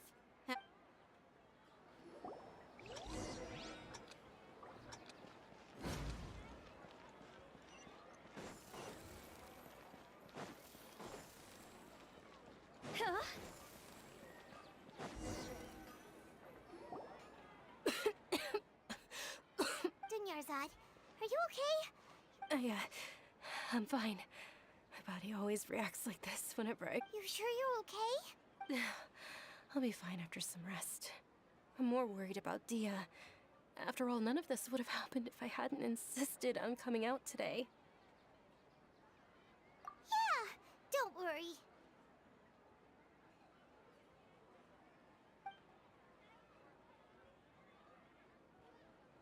My lady, traveler, found ya. Dia! You took care of them so fast! Any more of them? Or rather, did anyone follow you? Dia, your arm. Oh, this? I'm fine. It's just a scratch. Normally, they wouldn't have been able to land a hit on me at all, but I'm still getting used to this new greatsword. Please, let me take a closer look. Come on, it's nothing. Us mercs aren't as fragile as you think. Hold on, you said... About that. Well, I sold it, because I was low on Mora. Stuff like this happens every now and... It can't be. The anonymous donation that was used for the venue's final round of preparations? Hey, Miss Dunyarzad, I wasn't trying to make you cry. I'm not gonna lose my commission because I made my employer cry, am I? Okay, making your employer cry won't affect your commission. You're so unreasonable. Thank you very much, Dia. Don't be like that. I get embarrassed really easily. Are you feeling unwell again, Dunyarzad? My lady, your condition. Traveler, can you take her somewhere to rest? I'll look around the area to make sure we're safe from an ambush. Truly, I'm sorry for the trouble, everyone.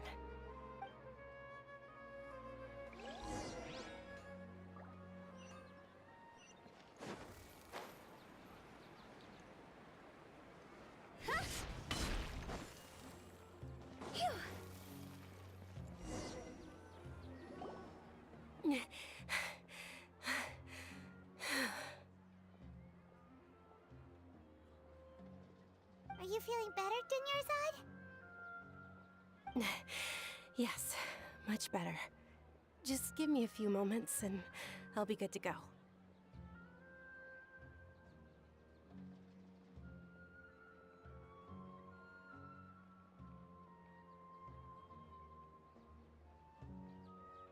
I didn't realize you were concerned about it. I guess I shouldn't continue to keep it a secret. I was actually born with Elazar. It's terminal now.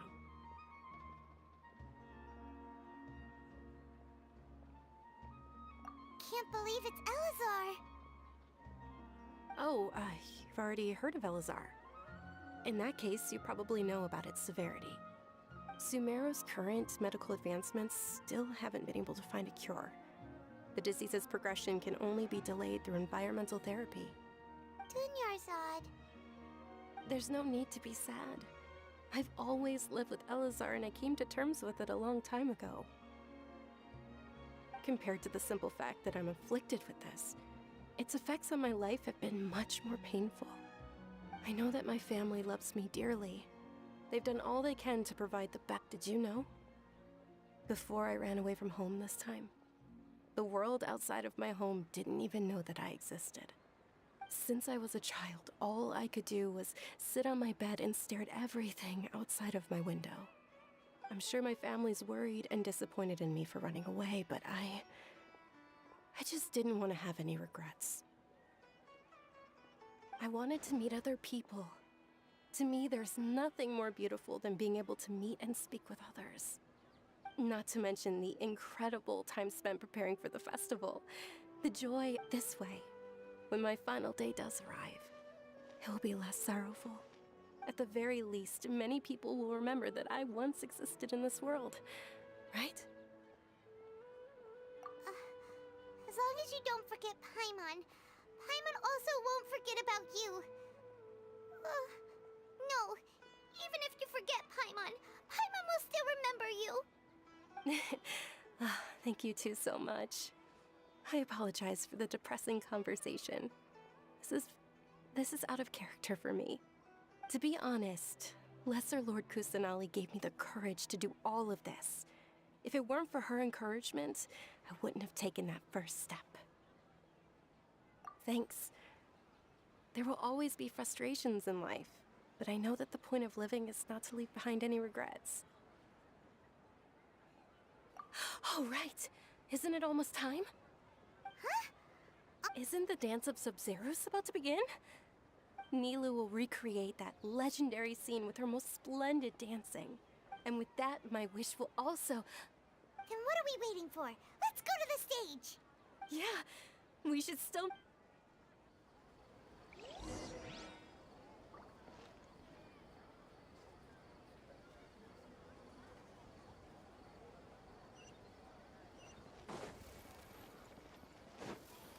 Huh?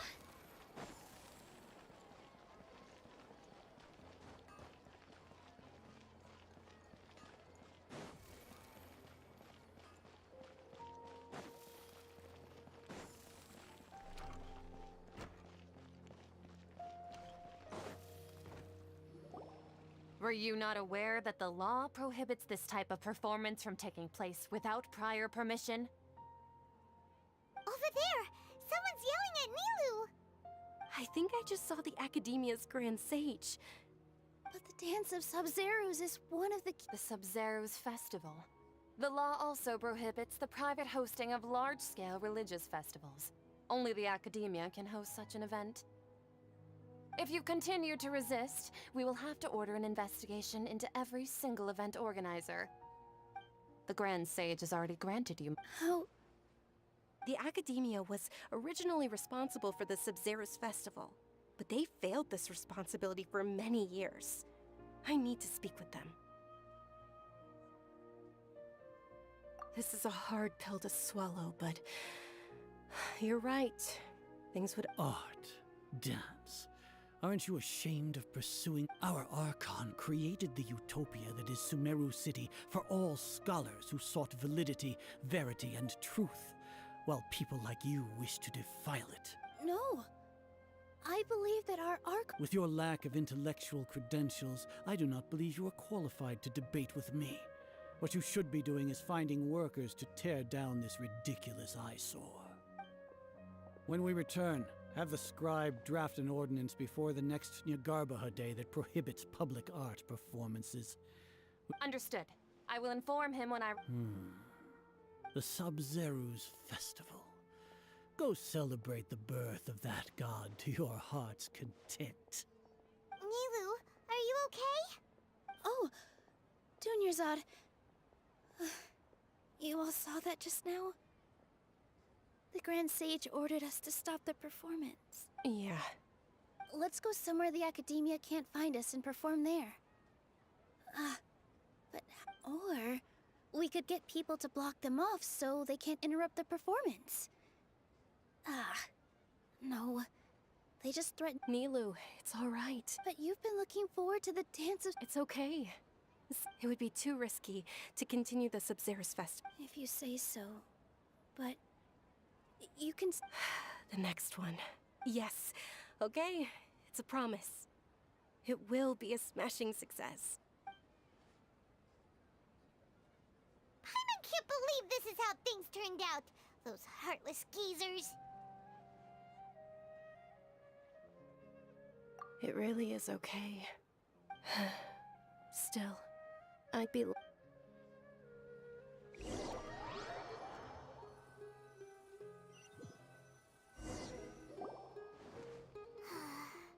lot happened. Nilou and Dunyarzad promised to make the next Sub-Zeros festival a success, but Dunyarzad is running out of time. Yeah. All connections have been secured to construct the most stable framework possible. The project has entered its most critical phase. Power has...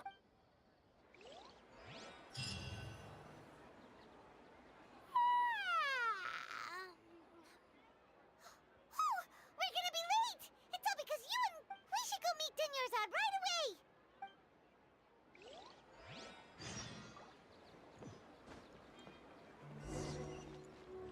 Phew.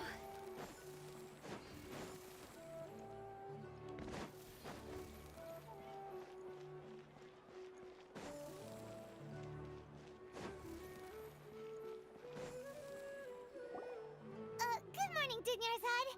Sorry. Not at all. I arrived early. You seem kinda tired. I'm doing well. There's no need to worry. Shall we go? Let's start with the stalls over there.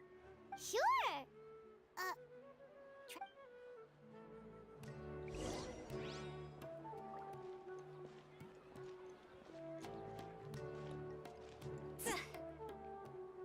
Ooh, they're selling food over that way. Let's go take a look.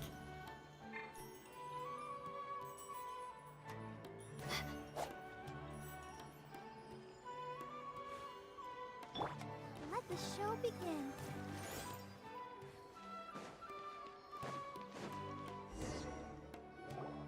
This is a stall offering foods from the Haftmewa feast. You are quite well informed, miss. They're all plants.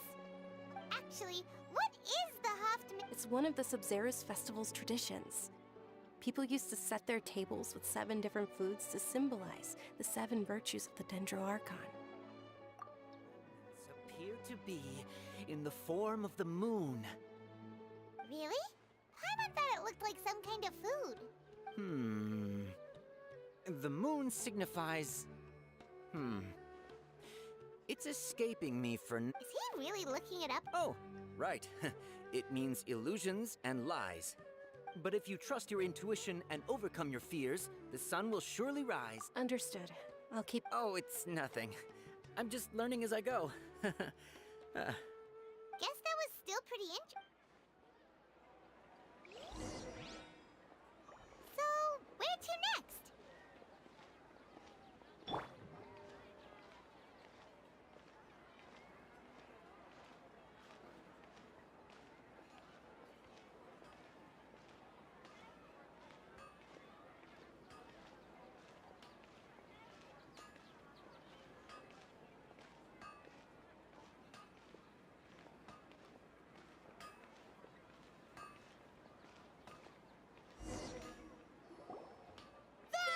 All right, soldiers. Now that you have your... Yes, Knight Ferris! What's going on? Ferris, the Knight of... Oh, do you want some Yalda candies? I happen to have... What's to pick? Don't... Ooh! And there's also... Traveler, help Paimon! Great! These boxes of candy are numbered 1 to 5. Ah, excellently chosen. Number 4 is indeed Sunsetia. Paimon bet you had incredible luck, and Paimon was right!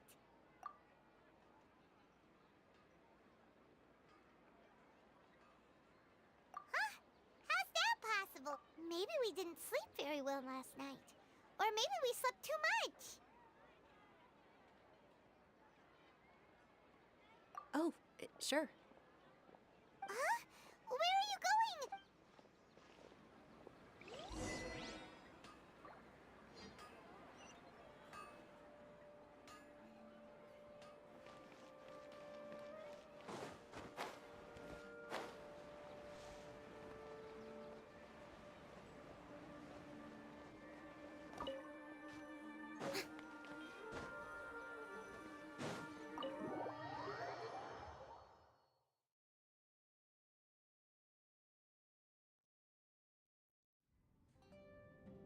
A feeling of, oh, Paimon! In that case, Paimon also felt something. So, why'd you run here in such a hurry?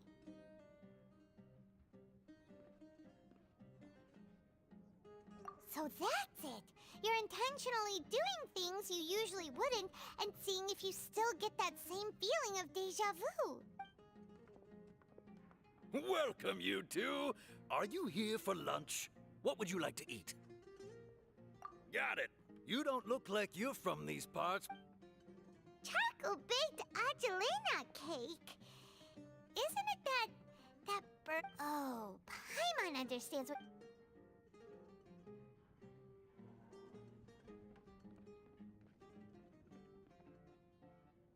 That thing? Are you really gonna eat it? Isn't this going a bit too far?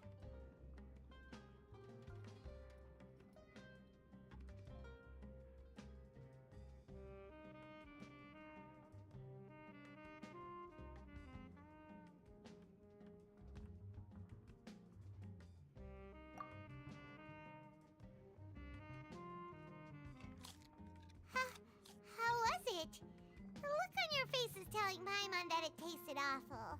Then, you mean... That's impossible! We were just talking about how gross it looked! So, would this be a case of taste bud deja vu? Paimon also gets the impression that we've been here many times, even though we aren't regulars. How...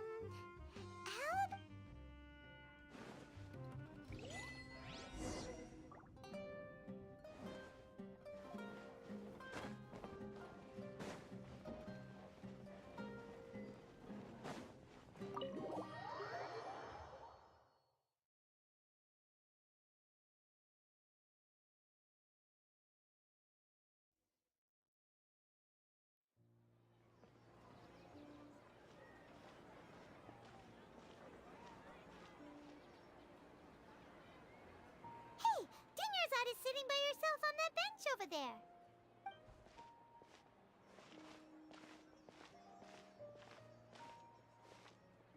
What a coincidence, Dinyarzad. We meet Oh, kidnappers? Oh my goodness! I'm okay. Dia's arm got scratched, but Whew. That's a big relief. not at all. I've always been like this. Besides, no matter how amazing today may be, it is but a single day. After however many more days, my time will come to an end. Paimon doesn't quite follow you, and Paimon feels like something's really got you down right now. It really is fine. I don't mind. Huh? Dunyarzad, have you ever felt deja vu? You know, like when you've... Deja vu? No. But my days have been the same for years now. Even if I were feeling deja vu, I suppose I would already be used to it. Oh, Paimon sees. Then... It's almost time. Huh? Time for what? Nilou's Dance of Sub-Zerus is about to begin. Let's go.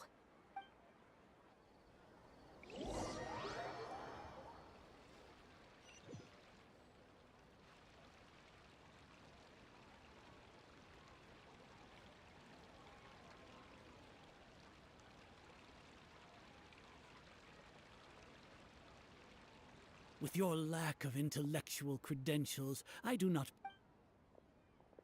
When we return, have the scribe draft an ordinance before the next Nyagar... Understood. I will inform him when... The Sub-Zerus Festival.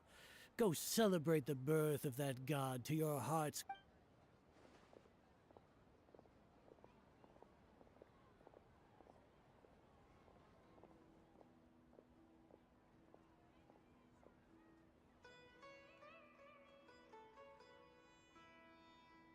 Nilou, are you okay? Oh, Junior's up. It's okay. But you've been really looking for... It truly is unfortunate. True, but... The next festival. Wait, what did you just say? No, nothing. I'll be heading back to rest. Thank you for your help, everyone. Paimon can't believe what those heartless geezers did! Ah!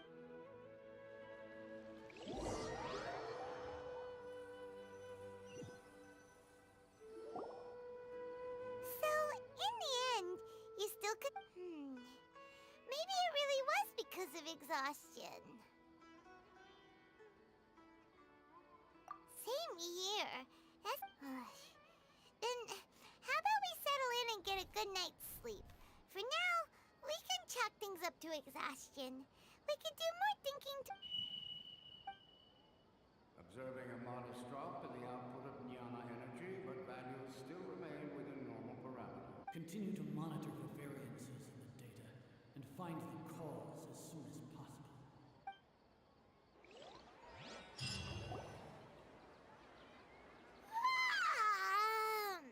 Why does Paimon feel so tired after so much sleep? Anyway...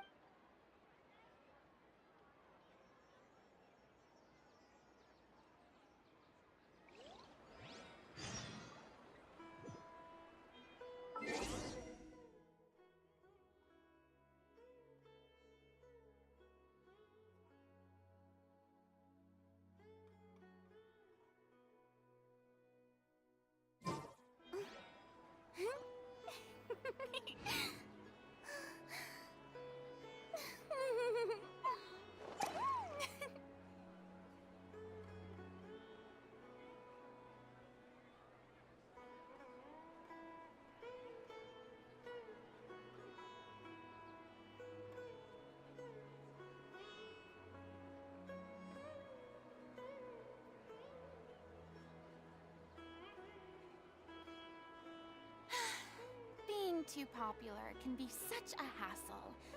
Who knew the people would adore me so much?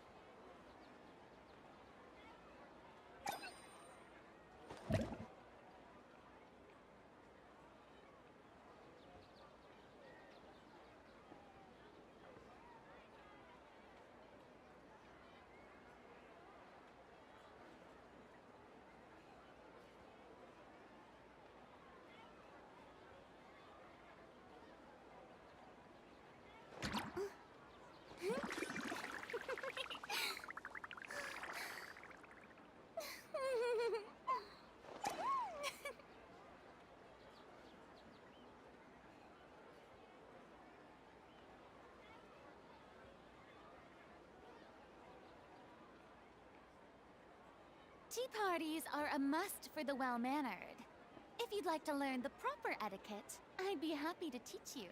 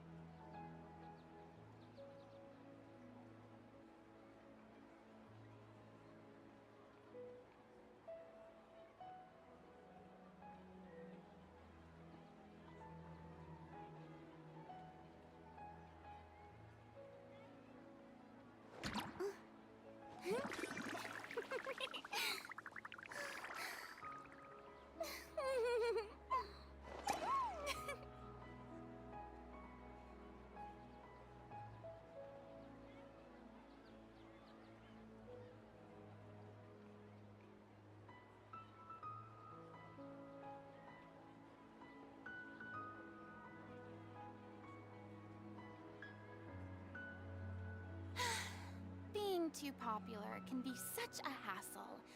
Who knew the people would adore me so much?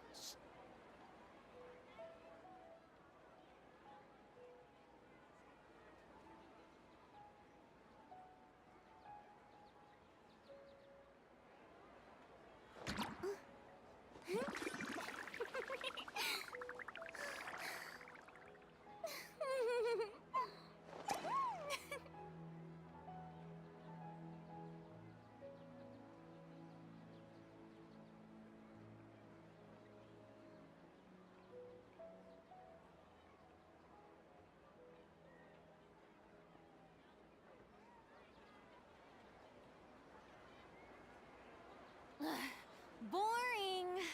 Isn't there anything else more interesting to do?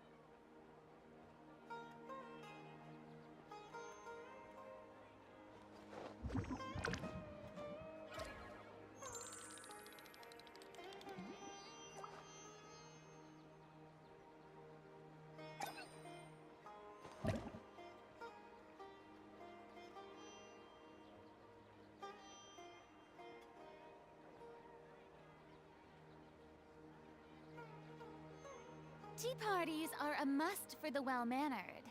If you'd like to learn the proper etiquette, I'd be happy to teach you.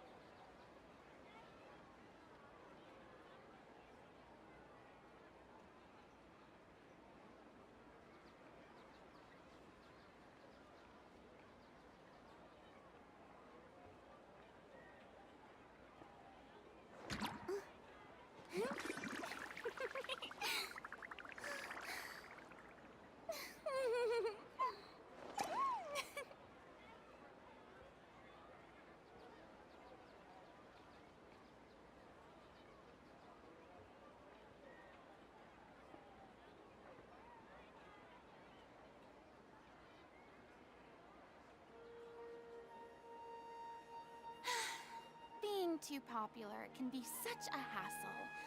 Who knew the people would adore me so much?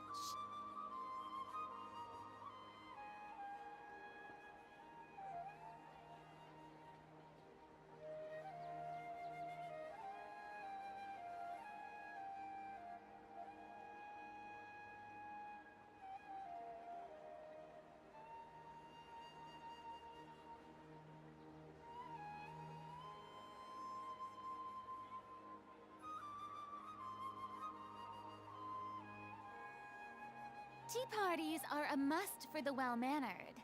If you'd like to learn the proper etiquette, I'd be happy to teach you.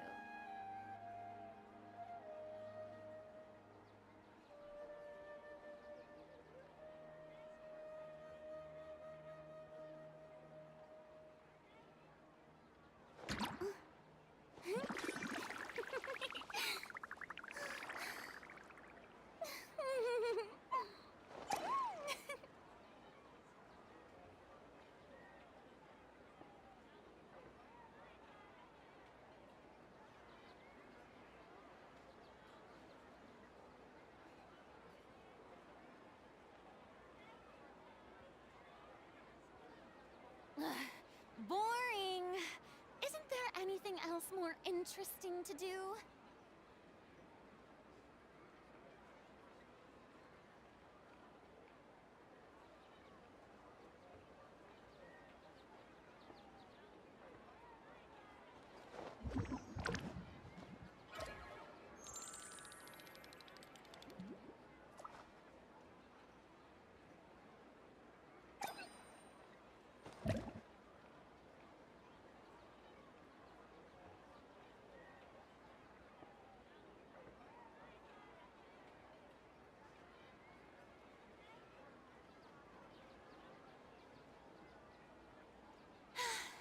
Being too popular can be such a hassle. Who knew the people would adore me so much?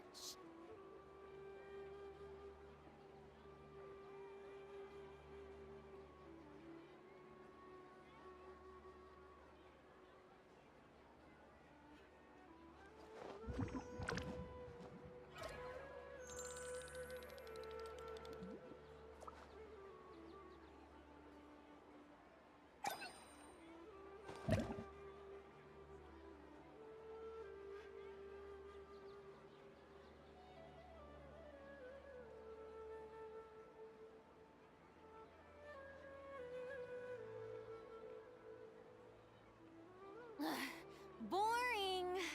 Isn't there anything else more interesting to do?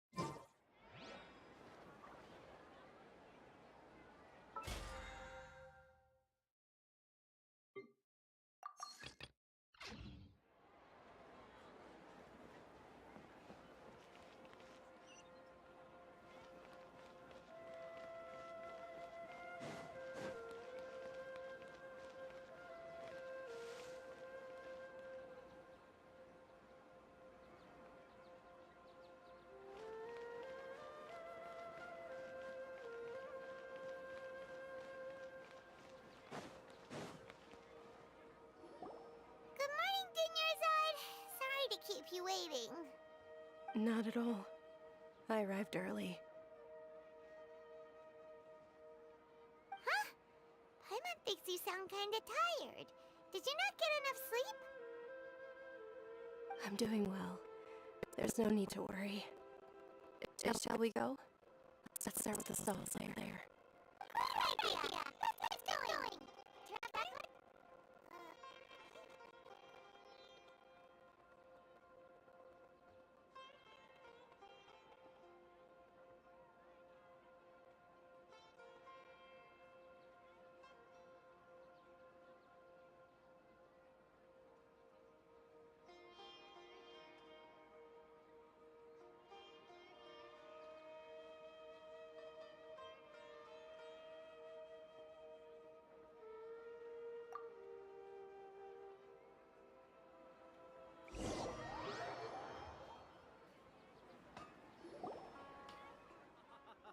It's all thanks to Miss Dunyarzad's sponsorship that the children can enjoy the Sub-Zero's festival.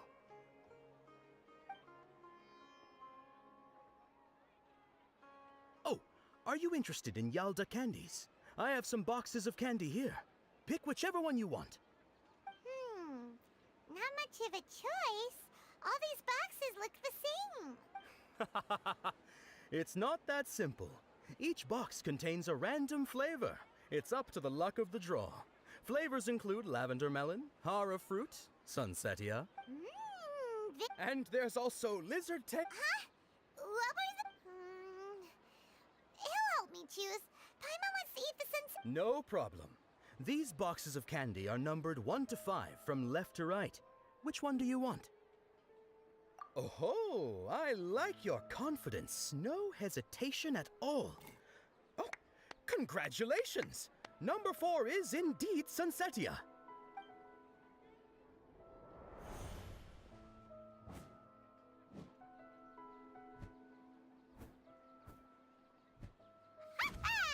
Paimon knew he always had incredible luck.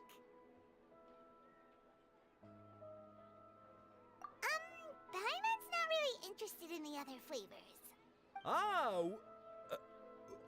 wait. How did you know? Don't tell me that you already knew which flavor was in each box. What? He was right about all of them? That couldn't have been luck. How is this possible? I packed all those boxes this morning and they've been sealed ever since. Mind reading? X-ray vision? Or some kind of magic trick? This is way too freaky. Tell us what's going on. Since when did you get superpowers? Traveler?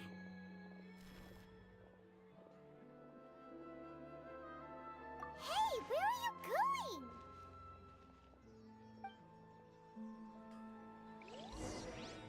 What's going on? Did you see something? Us leaving Dunyarzad without letting her know is kinda rude, you know.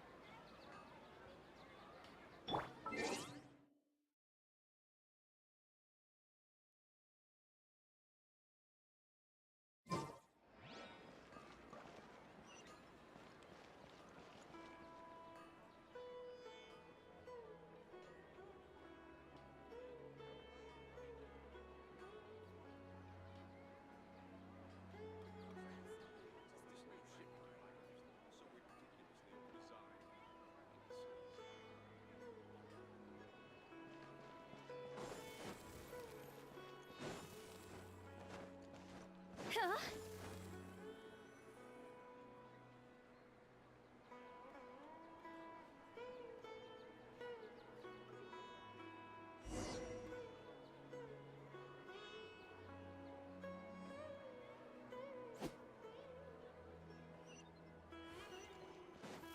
Phew. Go!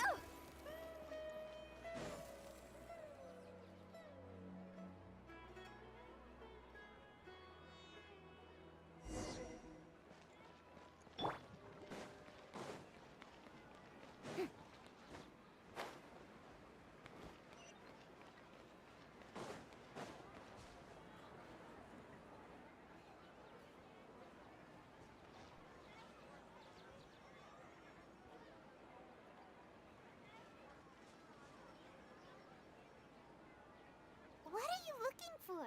Why did we come here?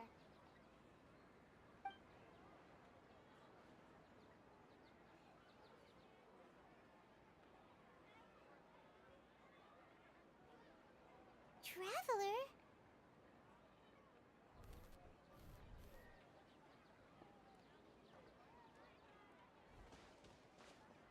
That's...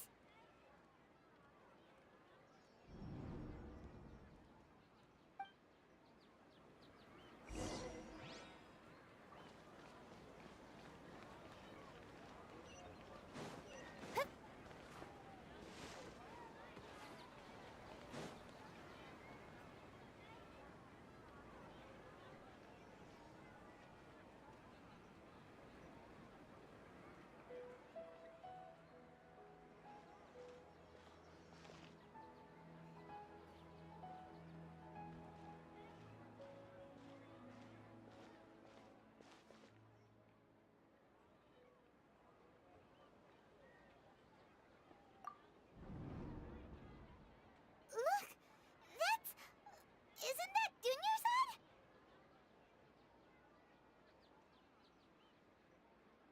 What's happening here? Why are there two Dunyarzads? You already know that this isn't your first Sub-Zero's festival, don't you? I'm sure you already know how to use this. A knowledge capsule? Where did you get it? What's inside? You should use it too, Paimon. You know Paimon? Well, this seems kinda sketchy, but Paimon feels like this is what we should do.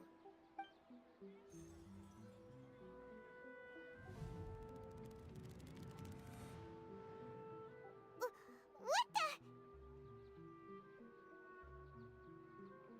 This is our 20th time at the Sub-Zero's festival? Huh? No. The 30th? 40th? Just how many times have we been to the Sub-Zero's festival? Have we been trapped in a single day? If it weren't for you, we wouldn't have even realized. What the heck was inside that knowledge capsule? Your memories are still scrambled? Try your best to remember. This isn't the first time we've met, and I answered that question a long time ago. Let Paimon think. Oh, it's coming back. Meeting you was the real catalyst for restoring our memories, and the knowledge capsule was just your means of showing our minds the way. What about everyone else? What? Your sense of deja vu is stronger than everyone else's, yes? As for an explanation, you two received the blessing of Dendro, and you also have special, sensitive constitutions. It was as if a single sheet of paper was separating those memories from your consciousness. A familiar question. I think this is the 7th time you asked that. As you can see, she isn't doing well. You probably sensed it too. The Dunyarzad you were just with is different from the first Dunyarzad you met. That first Dunyarzad is in front of you right now, and she doesn't have a lot of time left.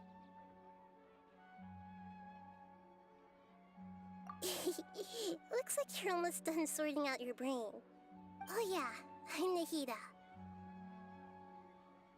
Good, you passed the test. What's happening? You can awaken our memories, and you seem like you know what's going on. Oh, wait, please don't tell Paimon even you don't know. Everything in this world runs in a loop. This cycle is called the samsara. You, me, and everyone else are all stuck inside the one-day samsara. As for the truth, that's on you to find out.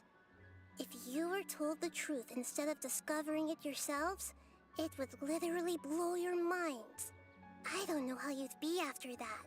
I can only give you surface-level help, like bits of information and subtle hints.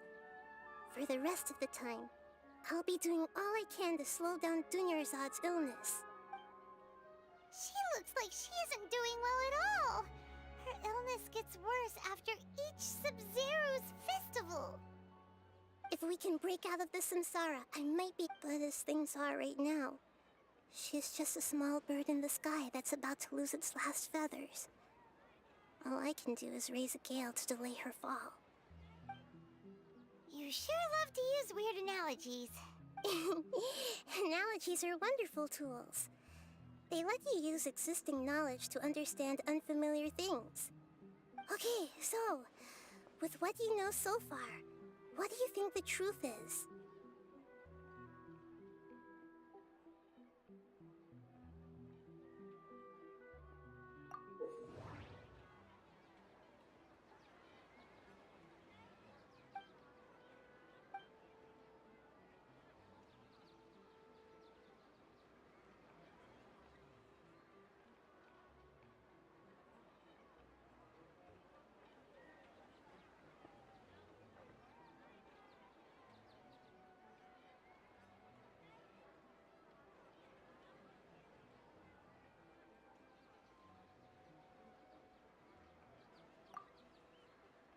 We've already experienced the Sub-Zerus festival many times, and the day of the festival seems to be in a perpetual samsara.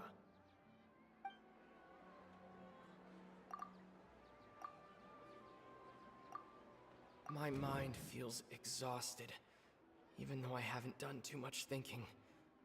What is going on? What's happening right now seems to have happened before. This feeling has been getting stronger and stronger.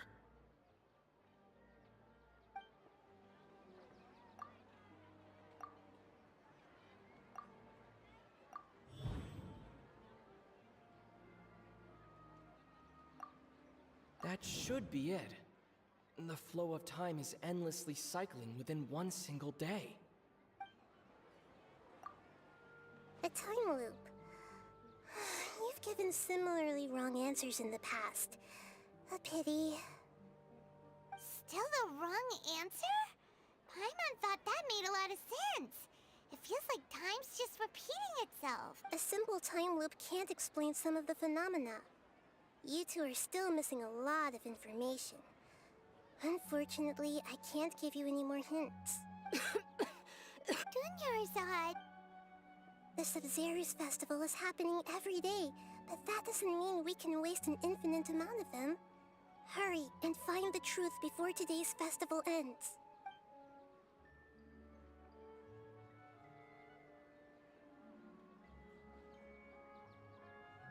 Let's think about our current situation. To save Dunyarzad, we have to escape the samsara of the Sub-Zerus festival. And to do that, we need to figure out what's happening. Nahida rejected the idea of a time loop, so we must have missed something, right? Paimon's memories say that we've already done this many times.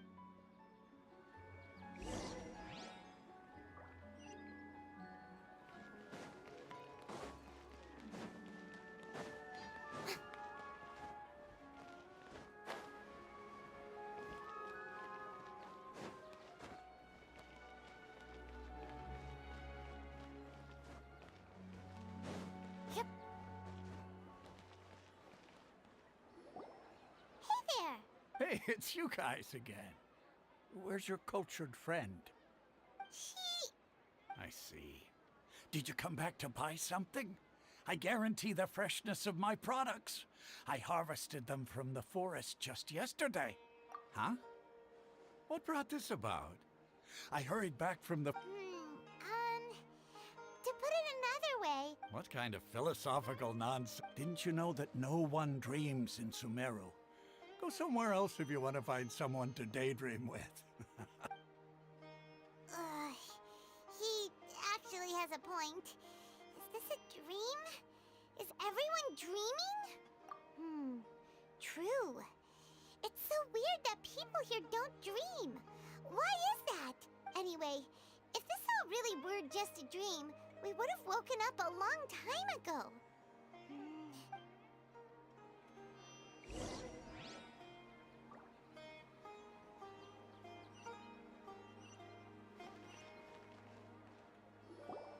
Oh, it's you two.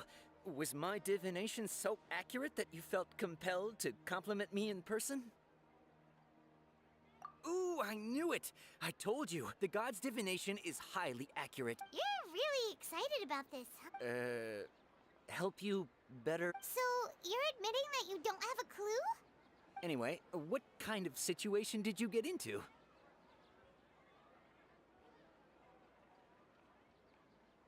Huh? Hold on a second. I thought you guys just lost your wallet or fell for a scam. What you just said, are you serious? Does that kind of thing actually happen in real life? Paimon knew you weren't going to believe it. Marvelous. Truly marvelous. I believe you. Recall the interpretation of your divination. The moon, illusions, and lies. It really felt like an omen. When you say it like that, the divination does sound like it's related to what's going on. I believe that the Archon's revelations are never more than vague hints. Anything more specific is beyond the reach of mere mortals. The book only says, if you trust your So that's how it is. Looks like we haven't made any progress. Who else can we talk to? Paimon remembers that we tried talking to her a couple of times, but she always thinks we're playing pranks on her. You think she'll brush us off again? Yeah, if we tap into Dia's strong sense of at this time of day...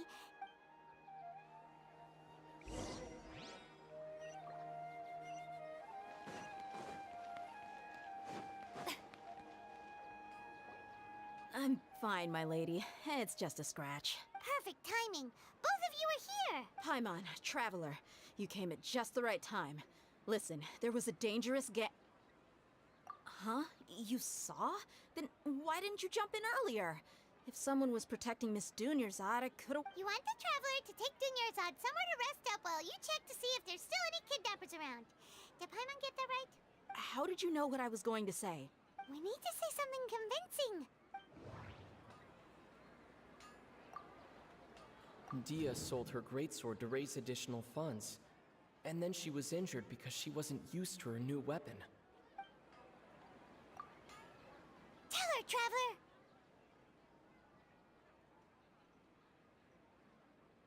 Traveler! I didn't tell anyone about that. Including Miss Dunyarzad. You couldn't have known. And just now, you literally took the words right out of my mouth. What? All right, so this is the situation.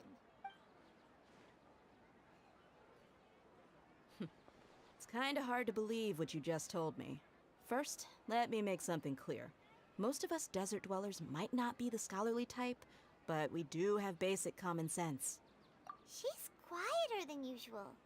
Uninterested in anything and really gloomy. Yeah, she isn't the same as before, but her parents said that this is how she was like at first. Huh? At first? I don't quite understand what you're all talking about. I'll go rest on the bench over there.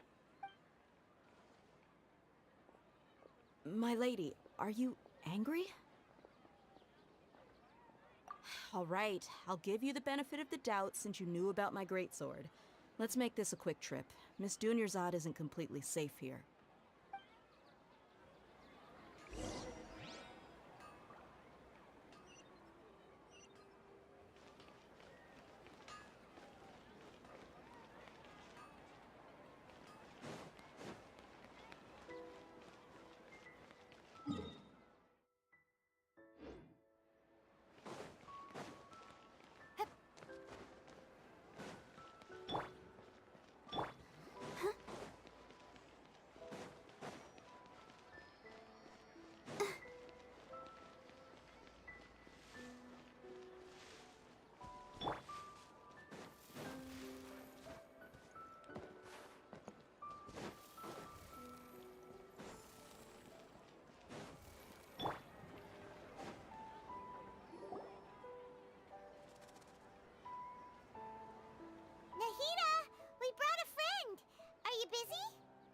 I thought I told you that it won't help to bring anyone here.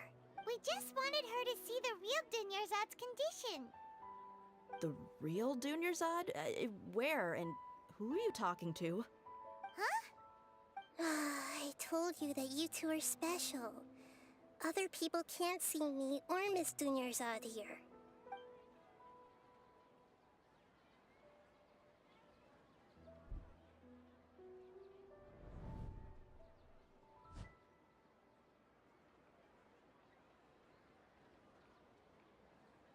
Hold on. Over there. Is that? Wow. How perceptive. Does she have invisible antennae? Miss Dunyarzad, she's lying down here, isn't she? How's she doing? Her condition's really bad, and she's basically in a coma. How did you know she was here? I can sense her aura. There are also lingering feelings of something like regret or disappointment. What happened? Do you believe us now? The Sub-Zero's festival has been repeating itself.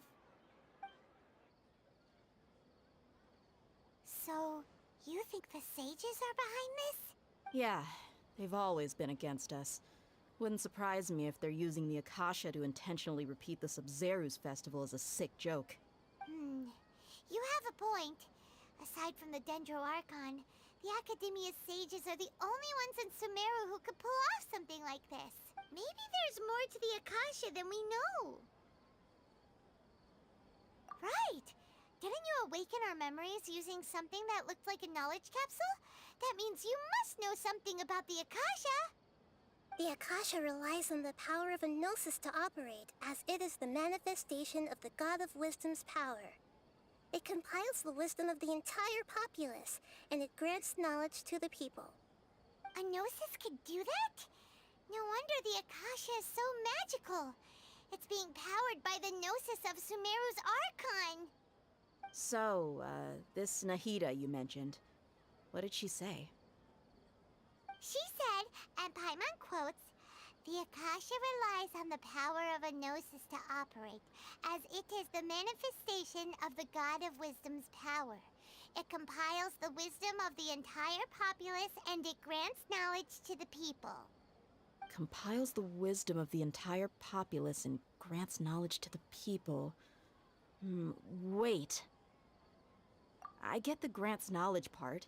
That's what people have always used the Akasha for. But compiling the entire populace's wisdom? How does that work? Did she mean that the sages enter new knowledge into the Akasha? Oh yeah, that sounds about right. What do you think?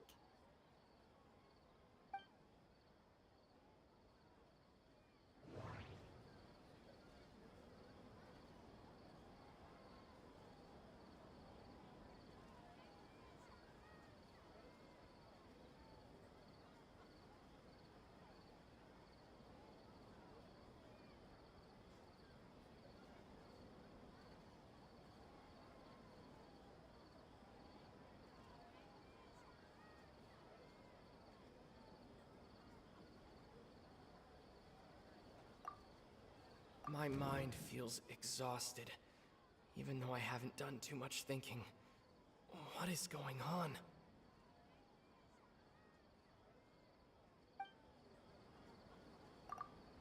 People in Sumeru don't dream. What a strange phenomenon.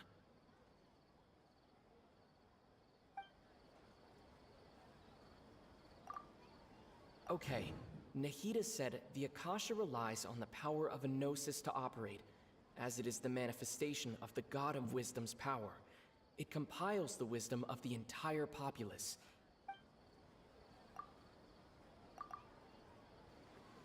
You mean the Akasha is causing our mental fatigue? Huh. Now that I think about it, my head's been feeling unusually heavy. When the desert dwellers set off on their quest for knowledge, a sage once said, "Knowledge compiling the entire country's knowledge." You think the Akasha pulled a 180 and is extracting information from us? Who knows? The Akasha can put knowledge into our heads, so who's to say that it can't also poke around in there? We don't know any specifics. What's the point of doing something like that? Just think about it. If you could combine the knowledge of every single person in Sumeru, then you can basically turn Sumeru City into a single massive brain. This hive mind could make breakthroughs in problems that even the smartest geniuses can't crack. An excellent deduction. And the analogy comparing Sumeru City to a massive brain? I love it. In that case, we should take off our Akasha terminals right away. Maybe that'll solve this problem. Yeah, I was only wearing this for show in the first place.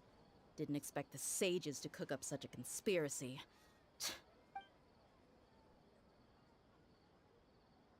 How does everyone feel? Huh? What is it?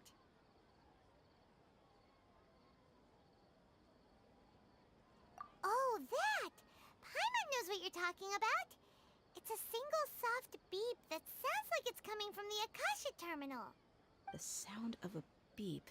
Could it be a prompt tone for when the Akasha is operating? That's probably an important clue. We weren't using our terminals, but we heard a beep anyway. Traveler, did you hear that? I heard it too. Our ears aren't messing with us. There was definitely a beep, but it sounded like it was coming from inside my head. We took off our Akasha terminals.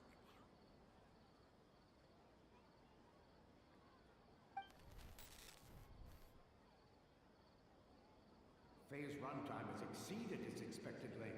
At this rate, there may be casualties. But we cannot lose all of our progress.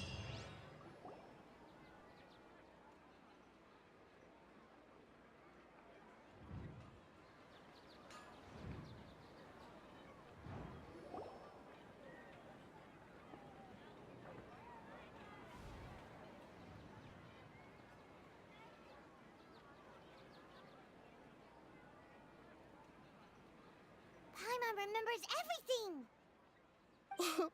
Good. You adapted quickly this time. We definitely took off our Akasha terminals last night, but we still heard that beep. Why is that?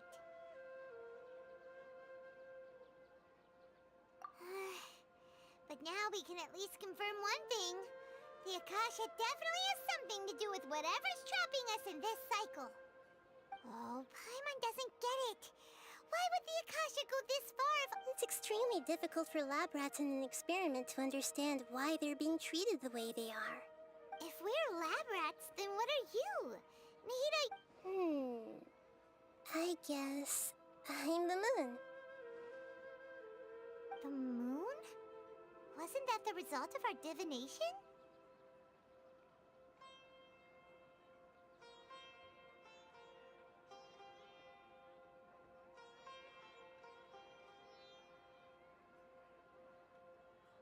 Anyway, knowing who I am won't help you get closer to the truth, so you should focus on other things.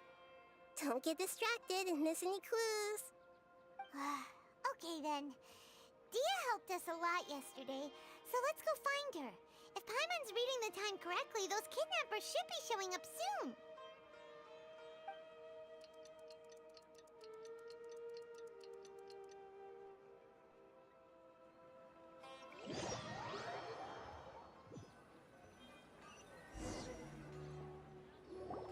Ah, there you are. I've already taken care of those kidnappers. My lady, did you get hurt? What's wrong? Why are you both gawking at me like that? You didn't get hurt this time. Huh? What do you mean this time? Why are you so surprised that I managed to get out unscathed? Those kids were amateurs.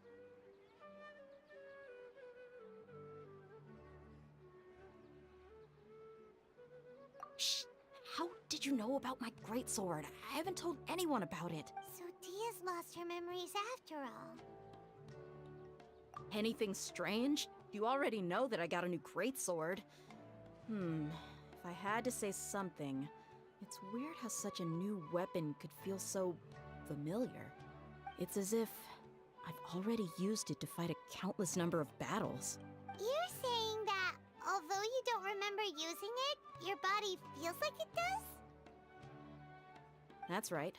Both mercenaries and warriors heavily rely on muscle memory. Only knowing the theory of battle won't get you anywhere. Traveler, what do you think?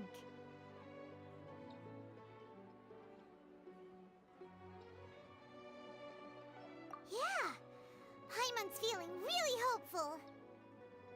Oh, you're right! Earlier in the Samsara, something like this would have never happened. I have no clue what you two are talking about, but it's still dangerous here, so... So you want us to take Dunyarzad somewhere else to rest while you check... How did you know what I was gonna say? Can you read minds? Forget it.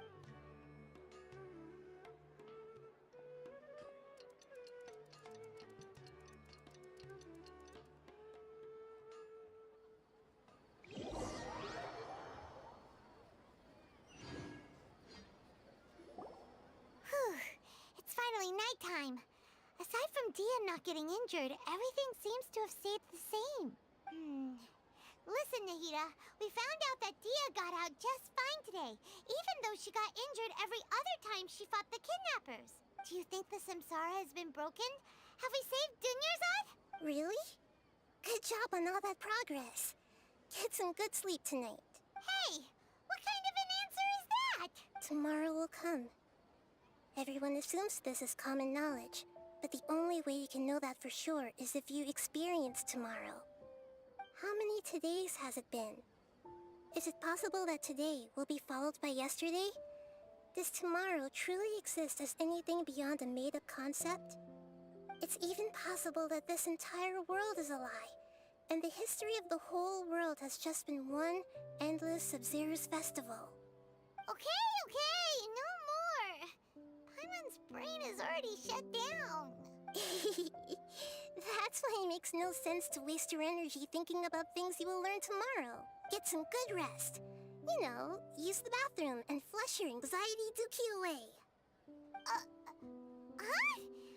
Hold on, what did you just say? Did Paimon hear you correctly? Huh? People always say they feel a sense of relief after they take a duk-duk. That's why I suggested you could try that. Is that so strange? It's so strange and so against common sense that Paimon's at a loss for words. You were sounding kind of smart just a minute ago.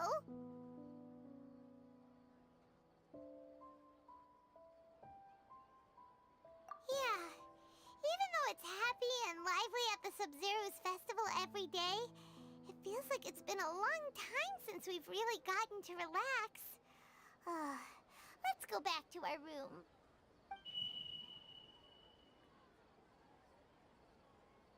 Continue the harvest. Compared to what we stand to achieve, these sacrifices are trivial.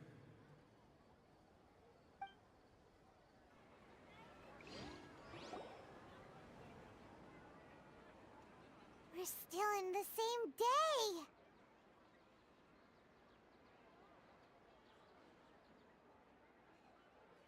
Nahida, you already knew last night that we didn't break out of the Samsara? Would there have been a point? You would have spent the night with new worries, with tomorrow still out of reach. In that case, you might as well rest within that brief moment of hope. An opportunity like that doesn't come by often, and I thought it might help you clear your minds. Paimon thought the Duke did that! Whatever. Guess you were looking out for us after all. Of course. In the time we've been together, you two have been everything to me. Paimon's flattered and everything, but maybe you're taking things a little fast. What I mean is, even though I had asked you to solve this puzzle, you two are still the only ones who can see me and sense my presence. In other words, if you weren't here, I may as well not exist. That's why you... Nahida's talking about confusing stuff again. Anyway, that's enough chit-chat. So, Traveler, did the new clues yesterday help you gain a new understanding of the situation? Huh? Why are you scrapping your previous theory? Oh, yeah, you're right. Gosh, how did we not notice that? In a simple time loop, people's physical conditions should also reset. So, what's your new hypothesis?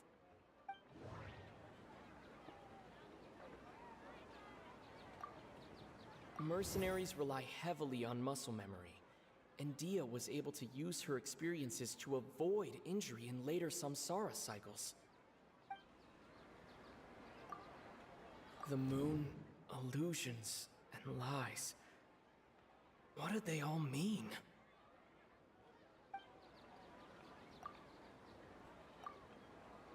We've already experienced the Sub-Zerus festival many times, and the day of the festival seems to be in a perpetual...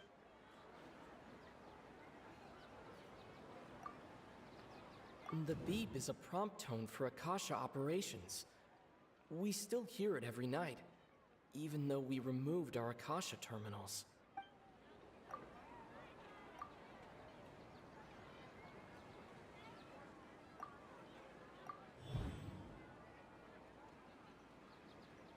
If all our memories of a day are erased at the end of that day, then we would unwittingly relive the same day again and again.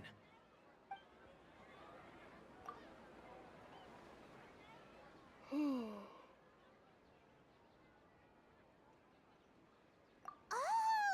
Then the beep we hear every night could just be indicating the deletion of our memories! That's why when we wake up, everyone thinks the Sub-Zero's festival hasn't happened yet. It's already the next day, but everyone still thinks it's the day before. But muscle memory can't be erased. That's why Dia has been getting better at using her greatsword. Now everything makes sense. A brilliant deduction. Nahida, tell us if we're right or wrong. To put it simply, it's as if you've mistaken a pyro crystal fly for a firefly in the night. You lost sight of its true nature because you focused too much on your perception that it glows. That isn't simple at all! Why don't you go talk to Miss Dia again? You might learn something new. Right! She did help us find our latest clue after all. Let's go!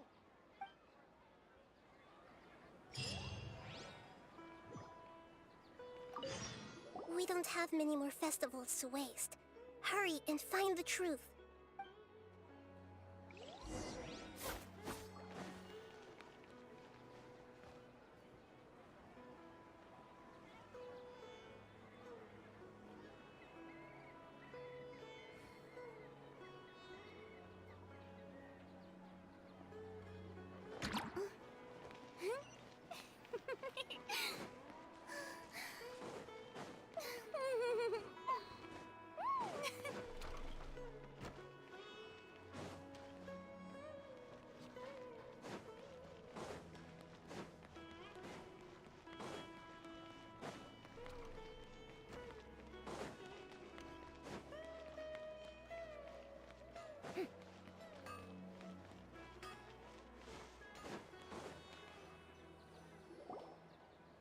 There you are. Really took me a while to find you. As expected, Dia also didn't get hurt today. Get hurt? Why would I? Don't underestimate me. Well, you're still getting used to your new greatsword. Huh. Truth be told, I also think it's pretty strange. It just suddenly felt so familiar in my hands and... wait a second! How did you know I got a new greatsword to begin with? I didn't tell anyone about it. Traveler, could you explain the situation to her today? Paimon's gotten a little sick of doing it. Oh, that works!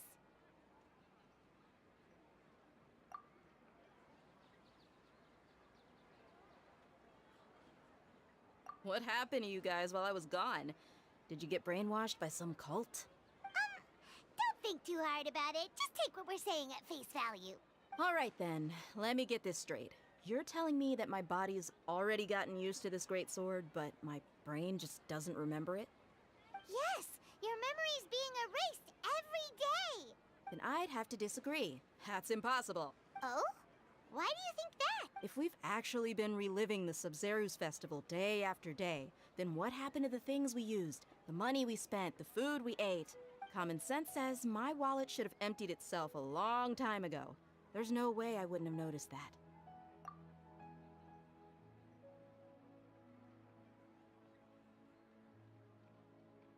Right! They could use the Akasha to record what everyone did that day, and then use the city's resources to replenish everything! It's not very likely, but it's also not impossible. No, it is impossible. I've got proof. You have proof? Where? You two are surprisingly serious about this nonsensical discussion.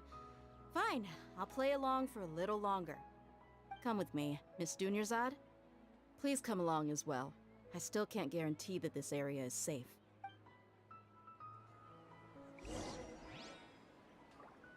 Paimon can't believe it's Dia who wants to show us something this time. 2 days ago, we were the ones taking her to see Dunyarzad.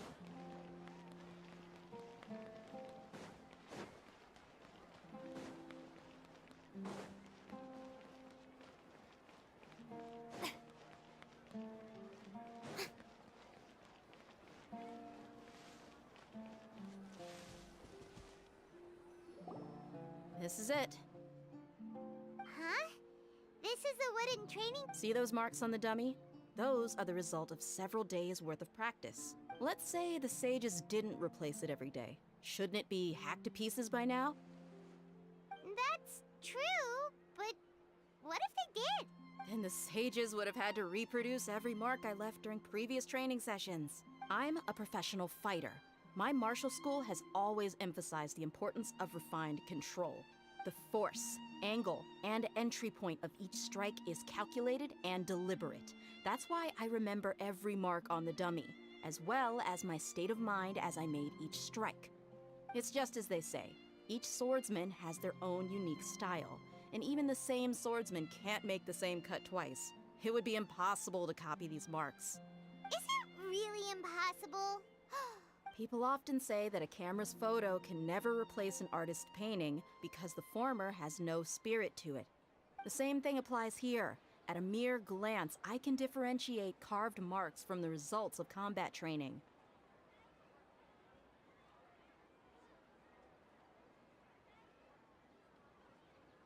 Whew, I hope that cleared things up for you.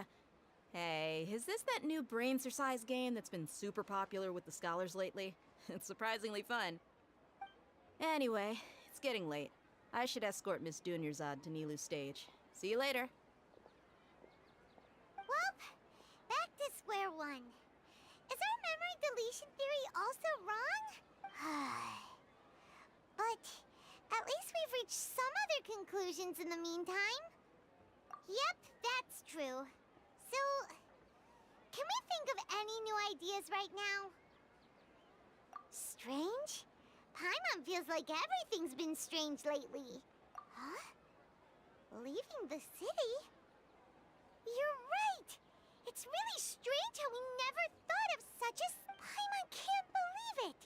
Did we miss this because we're tunnel visioning too hard on our other theories? Or how about we go back and ask Nahida? Maybe we've forgotten something about leaving the city.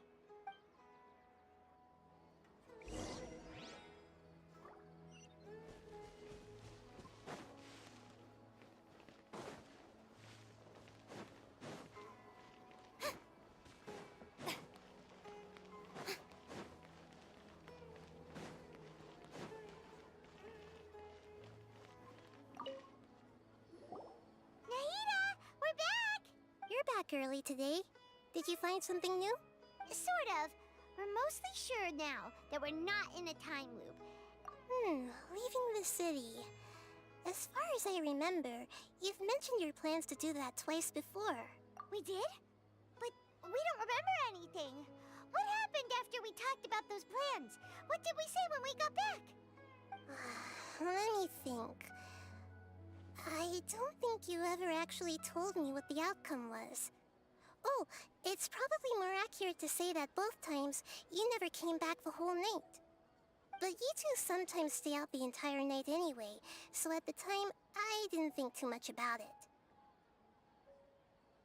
It is true that sometimes we lose track of time during our investigations. Before we know it, it'll already be the next day. But still, neither of us remember anything about leaving town. Really?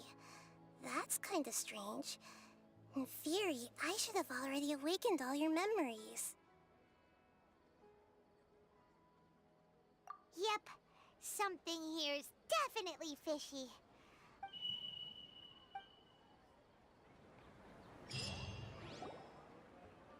Our memories are back!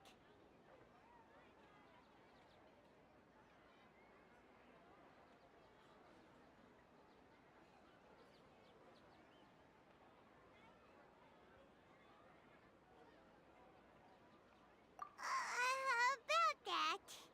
Well, where should Paimon begin? Traveler, aside from your memories that were just restored, I have another message for you. Listen to it and you'll understand.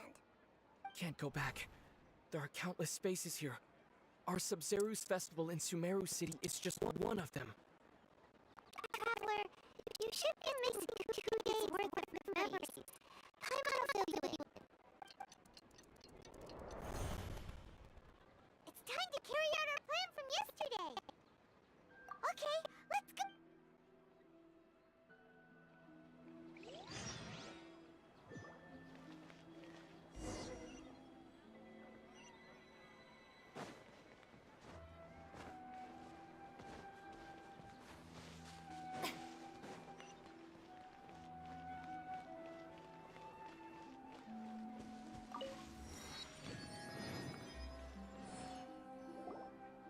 Why can't we leave the city? Don't ask me. It's not like I can tell you anything. This is a direct order from the Grand Sage. I have a real emergency. My goods have already arrived at Port Ormos. If I don't hurry, they'll be stolen. That's your problem. Make sure you make a request in advance next time. But it's not like you can just predict business matters in advance. It looks like the Academia already announced a lockdown for Sumeru City today. Let's go and question. Hello, sir. Why can't we leave the city today? Here we go again. Don't ask me. We just received an order that no one is allowed to enter or exit Sumeru today. They didn't tell us anything else. Angering me won't get you anywhere. If I had that kind of insider info, I would have left this stupid post long ago. It looks like he really doesn't know. If we can't get anything out of him, let's take matters into our own hands. This is a good spot, and the guard hasn't noticed us at all. Let's hurry! Huh? Why? Are you going to leave Paimon behind? But what if things get really weird out there and you get into some trouble? Then Paimon won't be able to help you. Oh, Paimon knows that Paimon can't do much, but we've always been together, haven't we? Okay. Paimon will wait for you. Promise Paimon that you'll come back as soon as possible. Just a quick look. And please, be careful.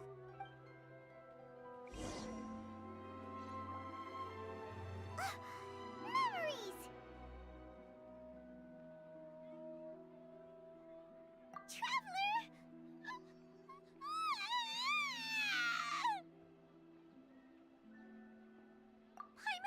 Paimon would never see you again! You just disappeared! Paimon waited for you for hours and hours at the city wall and you never came back! You promised Paimon that you were only taking a quick look! Paimon, calm down. He's here now. I don't think he understood what you were saying. Paimon doesn't care! Paimon wanted to go look for you, but you also said that Paimon should stay! Paimon was so worried and so scared the entire day!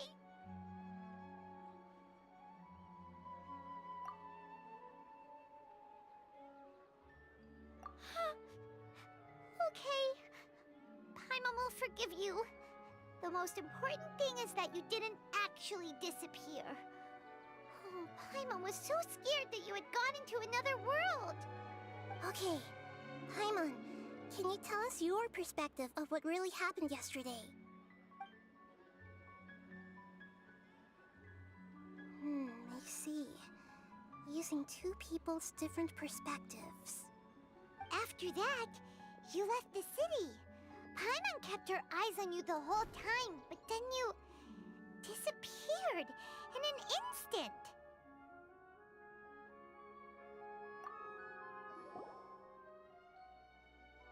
No way! Paimon was watching you with the fullest attention. What's your perspective, Traveler? You sure you don't have any memory of this? I guess that explains everything. You also lost your memories the last 2 times you tried to leave the city. Those days' memories can't be awoken. So, if we leave the city, our memories will be completely erased?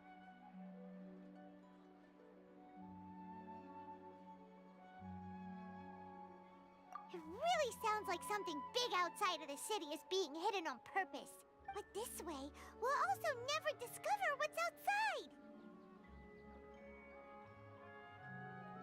Something like a message? But how can we send it back? Don't look at me like that. I'm not used to being stared at. Well... Okay. You want something that can pass on messages, right? Give me some time and take care of Dunyarzad for me. Yep! Now we're talking!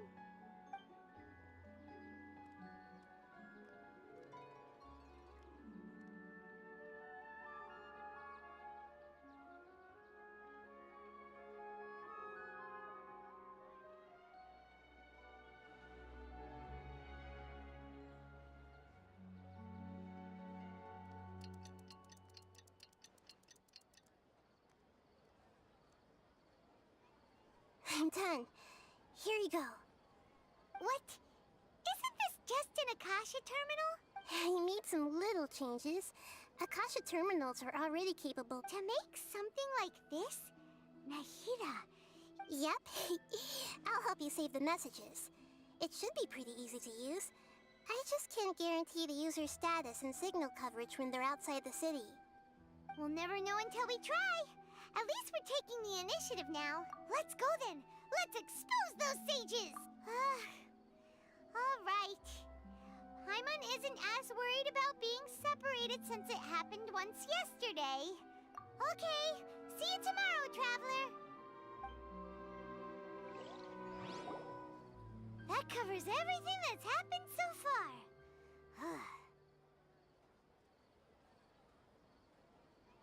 Yes.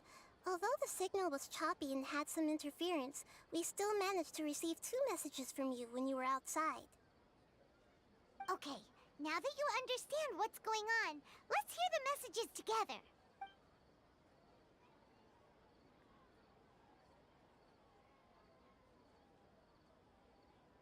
Can't go back. There are countless spaces here. Our Sub-Zeru's festival in Sumeru City is just one of them. I've entered another space. Before me are flowing sandstone and howling fish. Impossible and surreal sights. All these spaces are empty except for the occasional ones that contain mute puppets rather than people. I can't sense any human presence.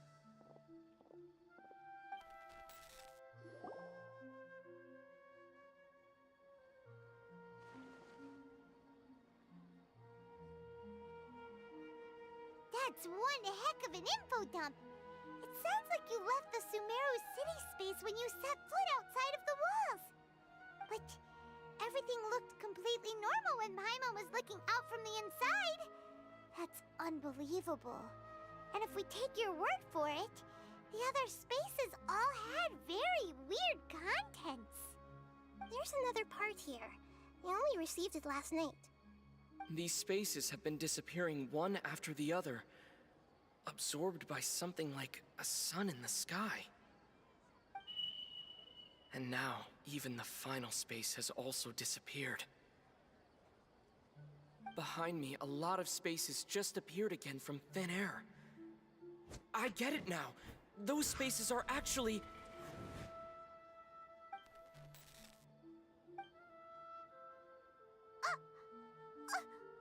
Why did the message end right there?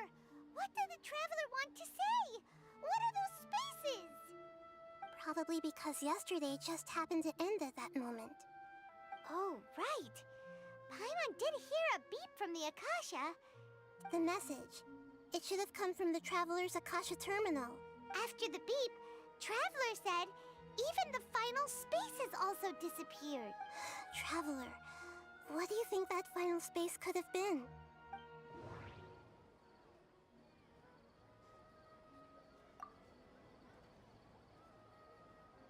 My impression is that each day in this samsara only ends at the sound of that beep from the Akasha. All the bizarre spaces I saw outside the city had one thing in common: a lack of human presence. Was that space actually the real world?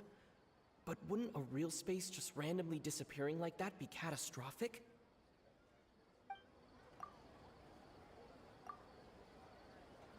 Oh, so that's what it is! After the sound of the beep, the final space, the Sub-Zero's festival, also disappears, and we're taken to the next day. Later on, Traveler also mentioned a bunch of new spaces materializing behind them. Do lots of new spaces appear every day? Paimon's head is spinning. Just what are these spaces anyhow? Well, consider this. For all the horrors of the Archon War, at its heart, it was just a game where a bunch of gods fought over 7 seats. So no matter how strange or spooky things may look on the surface, maybe all they point to in the end is a small and simple secret. Wow, the Archon War, huh? That's an analogy and a half.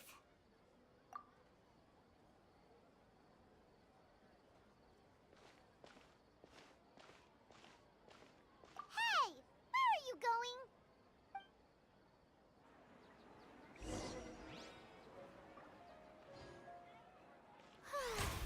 The show begins!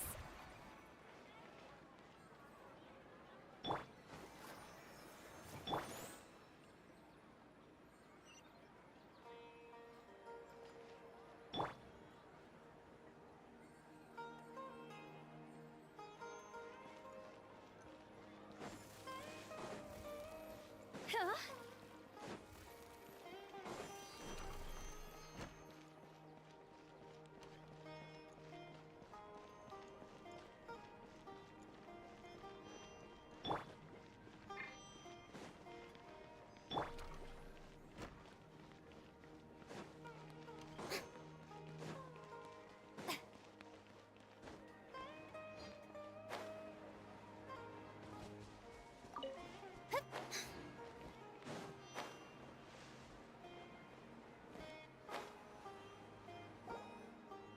Do you want some alone time to think? Alright then, Paimon won't disturb you.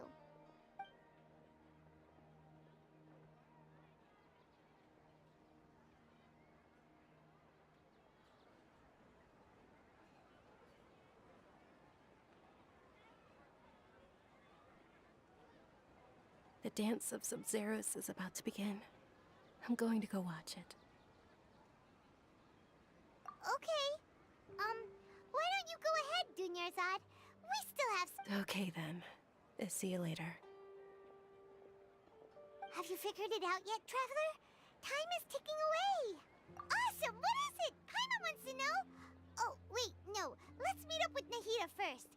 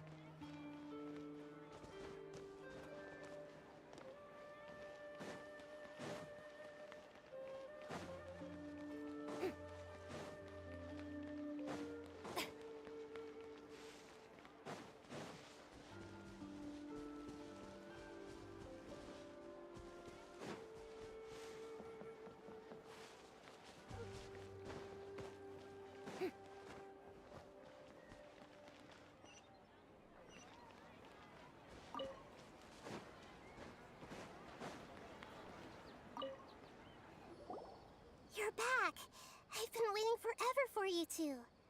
Judging, are you ready to take your Sub-Zero's exam and graduate from the festival? Okay. First off, have you discovered the hidden truth?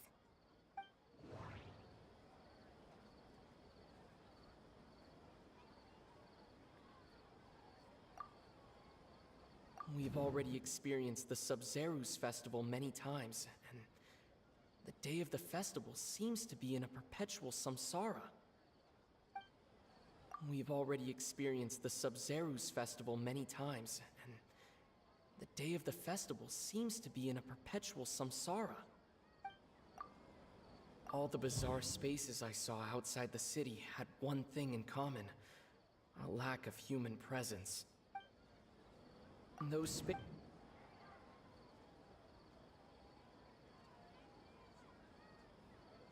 That doesn't sound right. I need to carefully think things through. The moon, illusions, and lies. What do they all mean?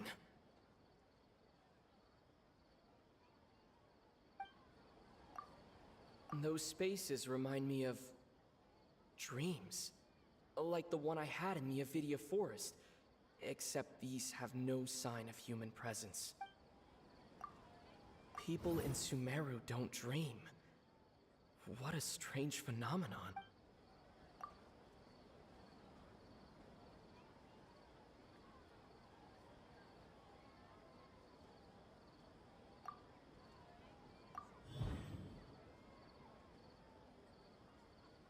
We are all in a dream. It isn't that the people of Sumeru don't dream. Rather, the Akasha is taking their dreams from them. People in Sumeru think they don't dream, but the truth is the Akasha steals their dreams without them knowing it. And those spaces with no human presence are stolen dreams without their host. That would explain why they sounded so weird when he was trying to describe them. Huh. So people in Sumeru do dream after all. In fact, we're all in one big dream together right now. Correct answer. Now, how did you conclude that the Akasha is capable of this?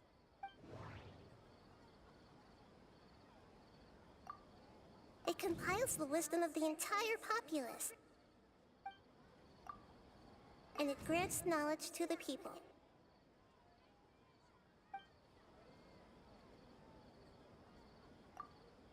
The Akasha relies on the power of a gnosis to operate. It is the manifestation of the God of Wisdom's power. Oh, okay. Those dream-controlling creatures in the forest also get their power from the Dendro Archon, right? That would explain why the Akasha has the ability to control people's dreams, too. But is stealing everyone's dreams really how the Akasha compiles their wisdom? Isn't there anything more to it than that? Dreams are fantastical, complex, and full of imagination.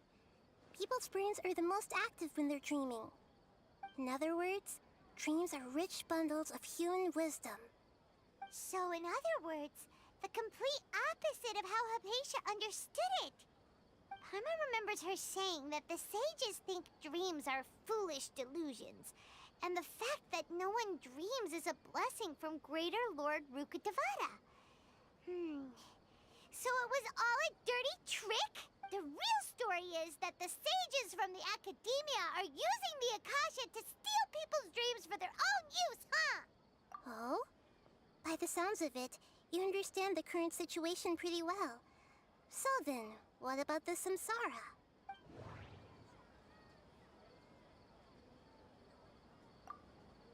The beep is a prompt tone for Akasha operations. We still hear it every night, even though we removed our Akasha terminals. Those spaces kept disappearing before my eyes. But as soon as that beep sounded, many more spaces materialized. Those dreamscapes kept vanishing, but as soon as that beep sounded, more new spaces appeared. The Grand Sage said, Go celebrate the birth of that god to your heart's content. Did he mean something more?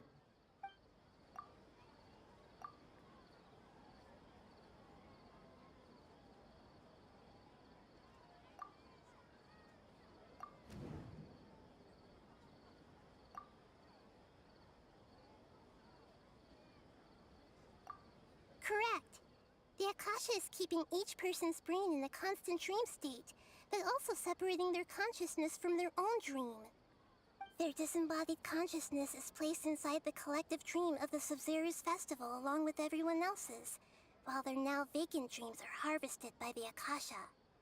No one is any the wiser as another day passes in the dream, and so begins another samsara cycle. People wake up to yet another dream about the Sub-Zero's festival. The dreams that belong to them are once again harvested by the Akasha, and so it continues. So, this is like a dream factory, and the Akasha is a dream harvesting machine. Very good, Paimon. Using analogies well is an excellent habit to get into. Okay, so that beep we keep hearing is actually from our real-life Akasha terminals. Taking off our terminals in this dream doesn't do anything. Alright, last question. Who am I?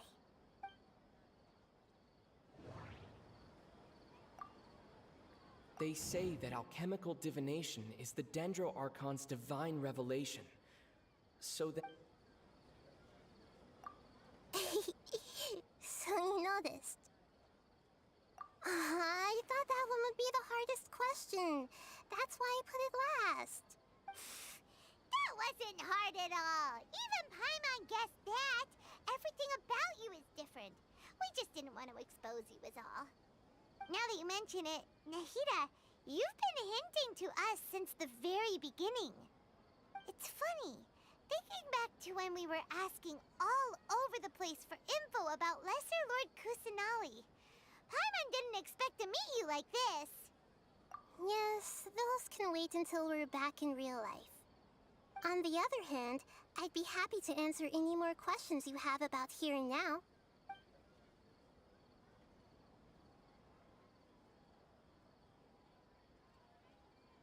Firstly, this dream we're in is completely based on reality. People have already experienced this Sub-Zero's festival, so it would be very difficult for them to find anything that strikes them as surreal. Secondly, you're probably wondering why people don't have any memories from earlier samsara, right? That's because people don't remember their dreams most of the time anyway. And so whenever they wake up in this dream of the Sub-Zero's festival, they don't remember anything from their previous identical dream. That reminds Paimon. Traveler had a dream when we were in the Avidia Forest, but couldn't see what it was about after waking up. Is that an example of what you mean? Yes. Only after receiving the blessing of Dendro can a person gain the Dendro element's dream-enhancing power. That explains the feelings of déjà vu. Meanwhile, everyone else has no idea that they are in the Sub-Zero's festival samsara, while their dreams are stolen from them over and over again.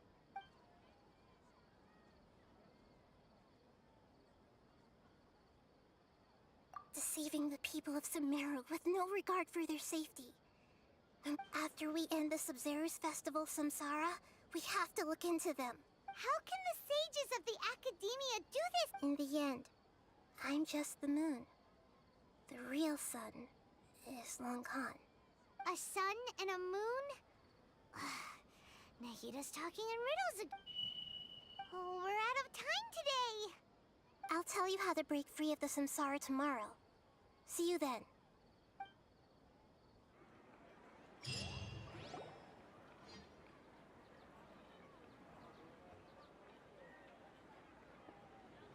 Good morning, Nahida. Wait. Now that Paimon remembers everything, should we instead say good morning, Lesser Lord Kusanali?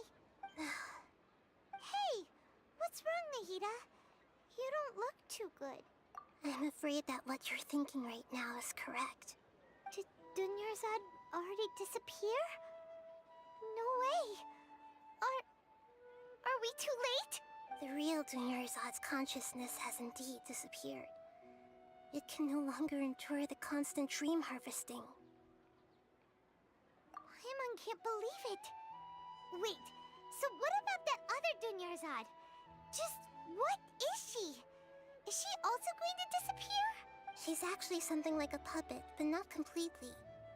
The real Dunyarzad's consciousness could no longer keep playing her role in this dream, so another Dunyarzad appeared to replace her in the dream. Just like the grass and the tree. But personality-wise, she's nothing like the real Dunyarzad. Puppets are stiff and can't copy a living person's vitality. You know, speaking of which, the old Dunyarzad might not have been too different from a puppet. Dunyarzad truly believed that she met you within her consciousness. Yes. Back then, her family was overly protective. I just gave her a little wisdom so she could look at life in a new way. So that she could be her own person. But even so, she's still far from it. I'm still a long way off from being a real Archon. I couldn't even save her. If I were a competent Archon, I wouldn't have let my most faithful follower die at the Sub-Zerus Festival with so many regrets. Please don't beat yourself up over it, Nahida. It's the sage's fault, and theirs alone. I'm not beating myself up. All I did was to rationally observe the distance between myself and a real Archon. Don't be like that, Nahida. Even real Archons are still allowed to be sad.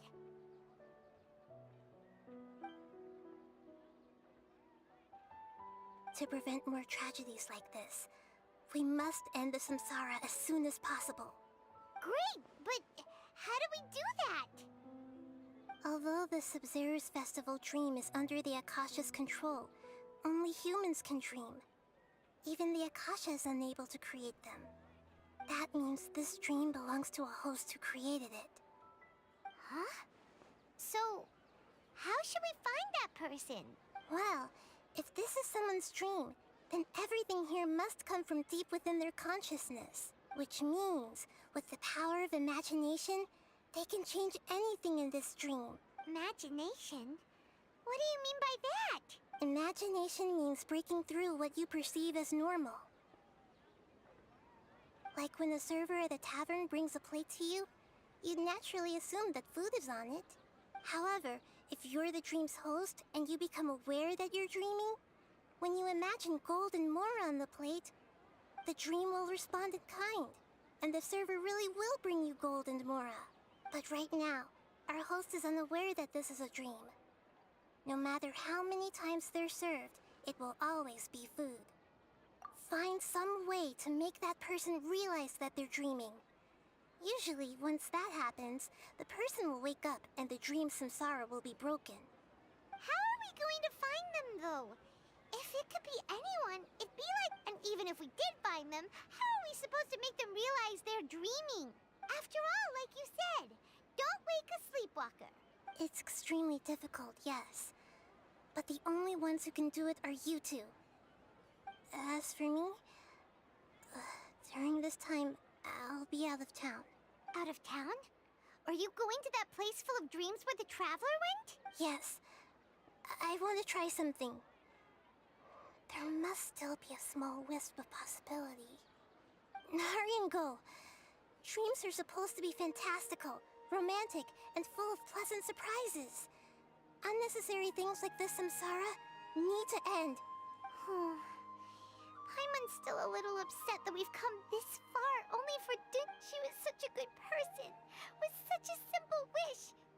Yeah, saving Dunyarzad is what kept us going this whole time. But we mustn't lose hope, Traveler. Dunyarzad... Paimon's wondering, do you think the sages would get one of their own to be the host of this stream? Feels like it would be easier to control it that way, no?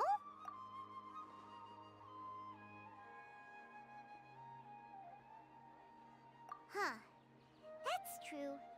Plus, the sages probably weren't counting on there being other factors beyond their control, like Nahida and us.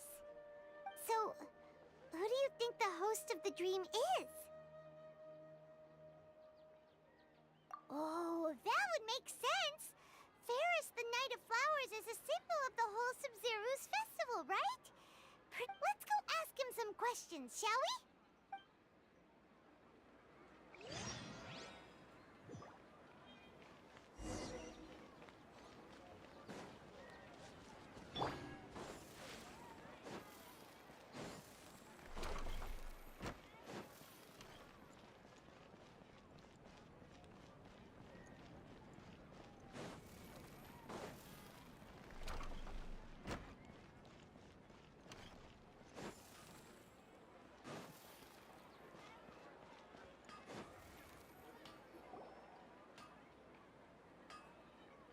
You're back. You left in a hurry last time. Is everything okay? Everything's fine, just, it's a little hard to explain. An experiment? That came out of nowhere. I'm listening, though. Could you make a wish? You want me to make a wish? Is that a new Sub-Zero's festival? Less questions, more wishing! Okay. My wish. Okay. I'm a little... Oh. I noticed earlier that she looked a bit down, and she wasn't really talking to anyone. She just doesn't seem like herself. She's always so gentle and kind, and all the kids love her. I've also wondered if the reason she asked me to be Ferris Knight of Flowers is because I'm special to her, or something. So, you have a crush on Dunyarzad? When she placed the hat of the Knight of Flowers onto my head, she said to me, "I want everyone to have a happy Sub-Zero's festival." What she didn't realize was that I'm not that Okay, yeah, that was a bit much. Okay, I'm ready to make my wish. I would like Miss Dunyarzad to appear in front of me right now with a smile on her face. Here goes. Please come true. I'm gonna open my eye. Oh! You're... What? Fucky? Sorry, but only one portion of Yelda candies per person. Nice try, you two. Guess he isn't the host of this dream after all. Should have expected it wouldn't be this easy.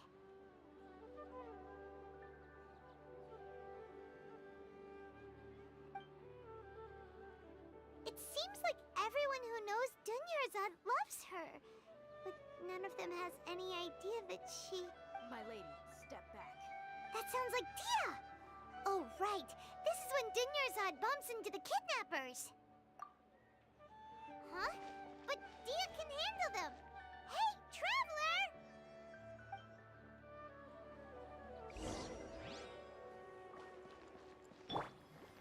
Ah.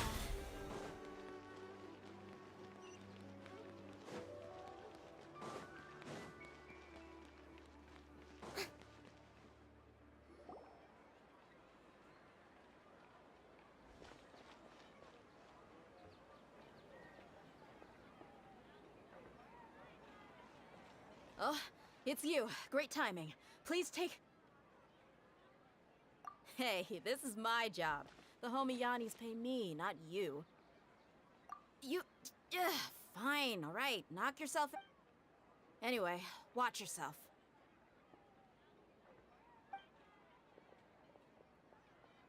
So you got yourself some backup.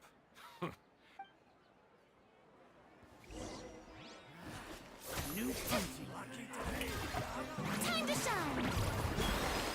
My guiding stars!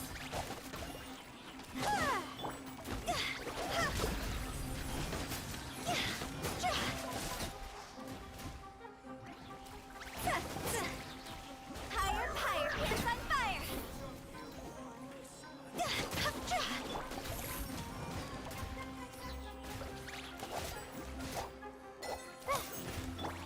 I'll protect us. Strike a pose! The night is cold.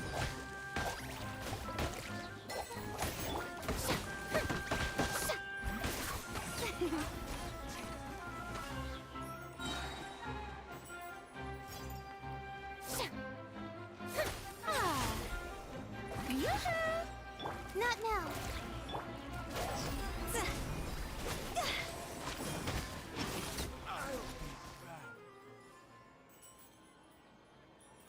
Traveler, were you just taking your anger out on those guys? You and Nahida both. Dunyarzad wouldn't want to see you two like this. Oh, and speaking of her, Paimon just remembered something. Remember how during the first Sub-Zero's festival, before the Samsara started, we came here with Dunyarzad because she wanted to pick something up? She said it was because she had forgotten something. Okay, so Paimon's memory is working so far. Anyway, Paimon also remembers that she is staying somewhere around here. Yeah, even if it's only... This is the place! It's rude to enter other people's spaces without permission. Hey, the windows are unlocked! Okay, Paimon's gonna take a peek inside.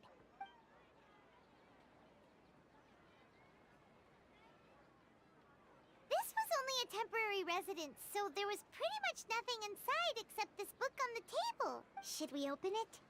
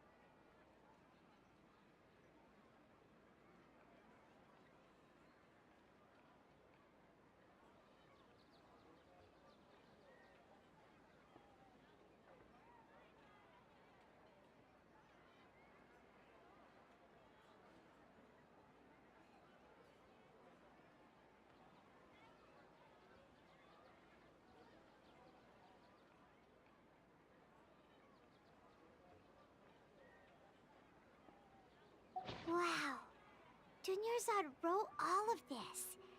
Sounds like even though she was also busy preparing for the Sub-Zero's festival and had all her health problems to work, she must have wanted to give this to us as a gift.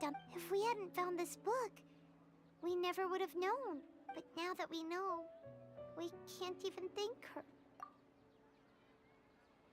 Hey! Where are you off to now?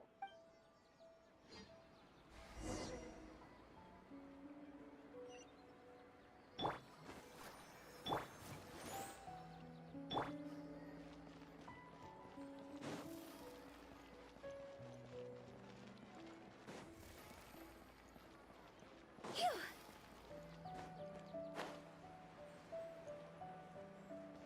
Huh?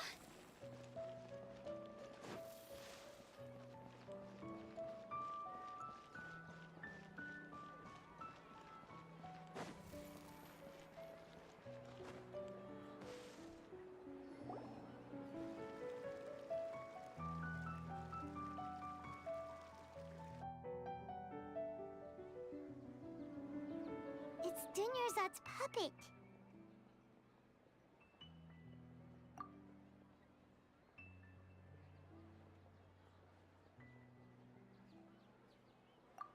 Traveler? You must be exhausted. Come to think of it, we've been stuck in this place for a really, really long time. Heck, even the last time we were chatting happily with Dunyarzad feels like an eternity ago.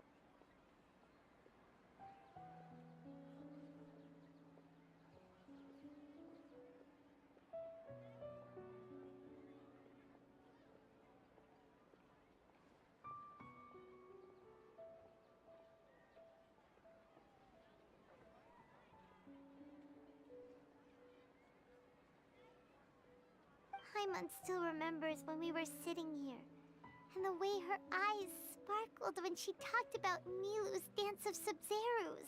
There will always be frustrations in life, but I know that the point of living is not to leave behind any regrets.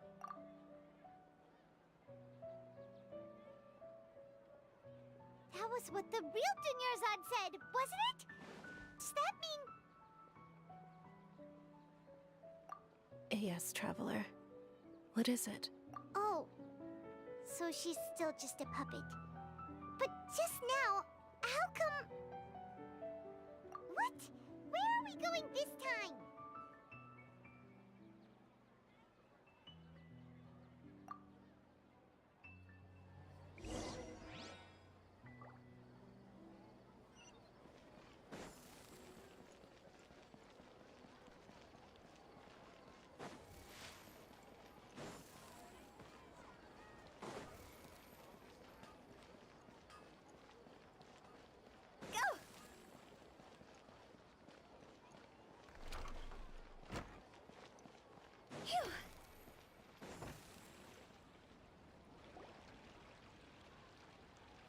If you continue to resist, we will have to order an investigation into every single event organized. The Grand Sage has already granted you much leniency. I had thought... How did things turn out like this?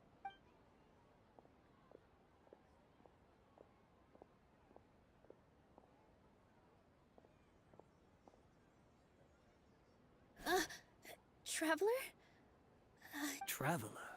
Traveler? What the heck are you doing?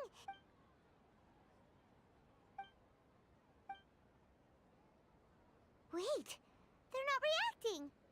Have they been scared stiff? Oh, of course! If this is the Sage's plan, they wouldn't put themselves through this. So they're just substitutes. What is this? What happened to the Grand Sage and his entourage?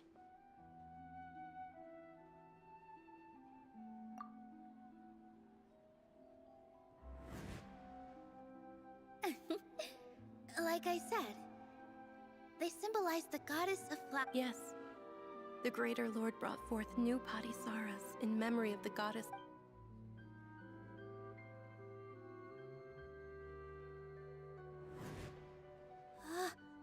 That beautiful shade of purple. Aren't these flowers real Padisaras? Just like the ones from the legend? I didn't even notice. Dunyarzad, did you find these? But didn't you just say all the real flowers went extinct after the goddess of flowers passed away? So, how? Yeah. What's going on here? Huh? You guys are acting weird.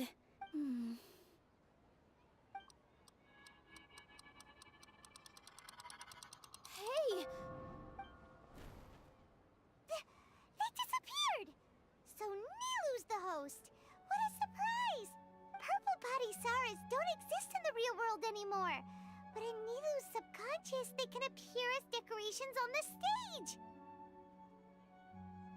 It's just like the example Nahida told us. People assume there will be food on a plate, and Nilu assumed there would be real Padisaras in the flower pots. So when you saw the flowers, you instantly knew it was Nilu? But if we want to end the samsara, we need the host to become aware that they're dreaming. How should we make Nilu realize that? Am I dreaming? Huh? So I'm right. Is this Lesser Lord Kusanali responding to our celebration of the Sabzeruz festival? Wrong guess, but you aren't completely wrong either. The point is, what made you think this is a dream? As far as you know, people in Sumeru don't dream, right? Yeah, but have you heard the tale of the first sage? To prevent a calamity, he went on a journey to find the Dendro Archon. Ooh, sounds familiar. Dunyarzad told us a story like that when we first arrived in Sumeru City. So it was about the first sage, huh? Yep, but in the part you heard, he hadn't become the first sage yet. There's more to the story. His piety and wisdom were acknowledged by the Dendro Archon, and she finally gave her blessing to him. All kinds of spectacular scenes appeared in front of the first sage, as if all the knowledge in the world was being painted onto a canvas right before him. He was captivated. After who knows how long, he mastered all the knowledge he could comprehend. Afterward, he said to the Dendro Archon, "I miss my parents, my wife, and my children. The Dendro Archon smiled. The next second, the sage found himself lying in his bed, as if he had just woken up from a dream. His wife lying next to him said, "You're off to search for the Dendro Archon today, aren't you? Have a safe journey, my love." In the end, the first sage took care of many disasters in Sumeru City and founded the Academia. So, the first sage was dreaming ever since the beginning of the story? He never went on his journey? Yes, but his faith and determination were conveyed to the Dendro Archon, so she blessed him in the form of a dream. Paimon understands where you're coming from now. That's a really interesting connection. But we really gotta wake up soon. Like this. I see. Well, it just so happens that today's Sub-Zero's festival is almost over too.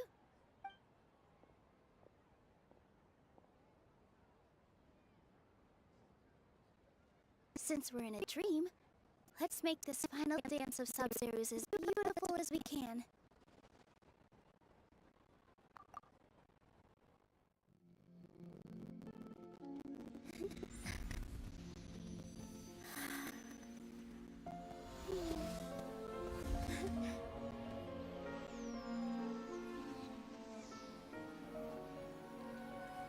The wait is over, everyone. I dedicate this to our god, the Dance of Sub-Zeros.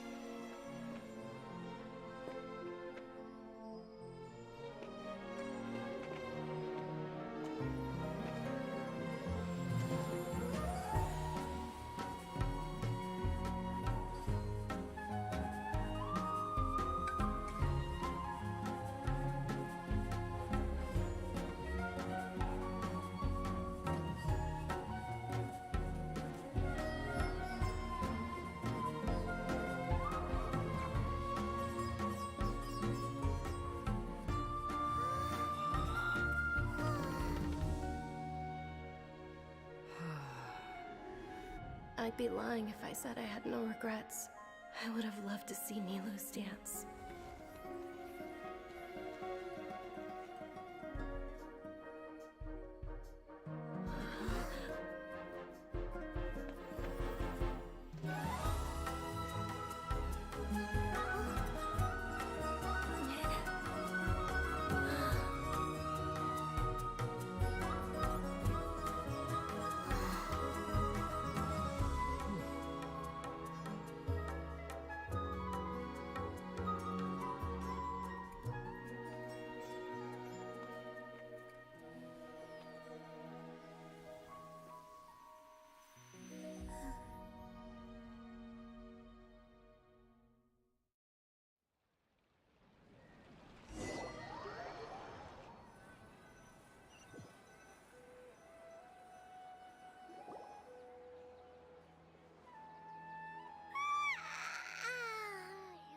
Good morning, traveler.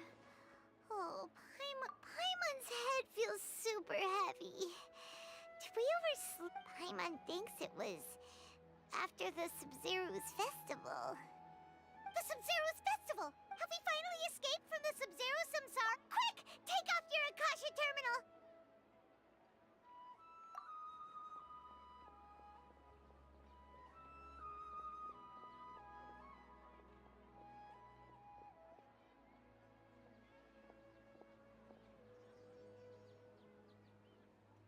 She's not in her room. What happened? Huh? What you...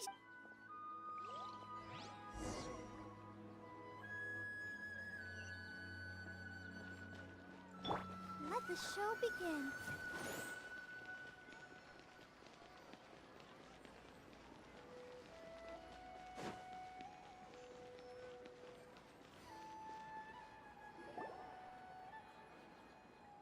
Well done, Traveler and Paimon. And thank you, Dunyarzad, for organizing the Sub-Zero's festival for me. I'm sorry, who are... Dunyarzad! You're okay! Oh, don't scare us like that! Oh, Traveler Paimon. I have something amazing to tell. I just had a dream. And I saw Nilou performing the dance of Sub-Zeros.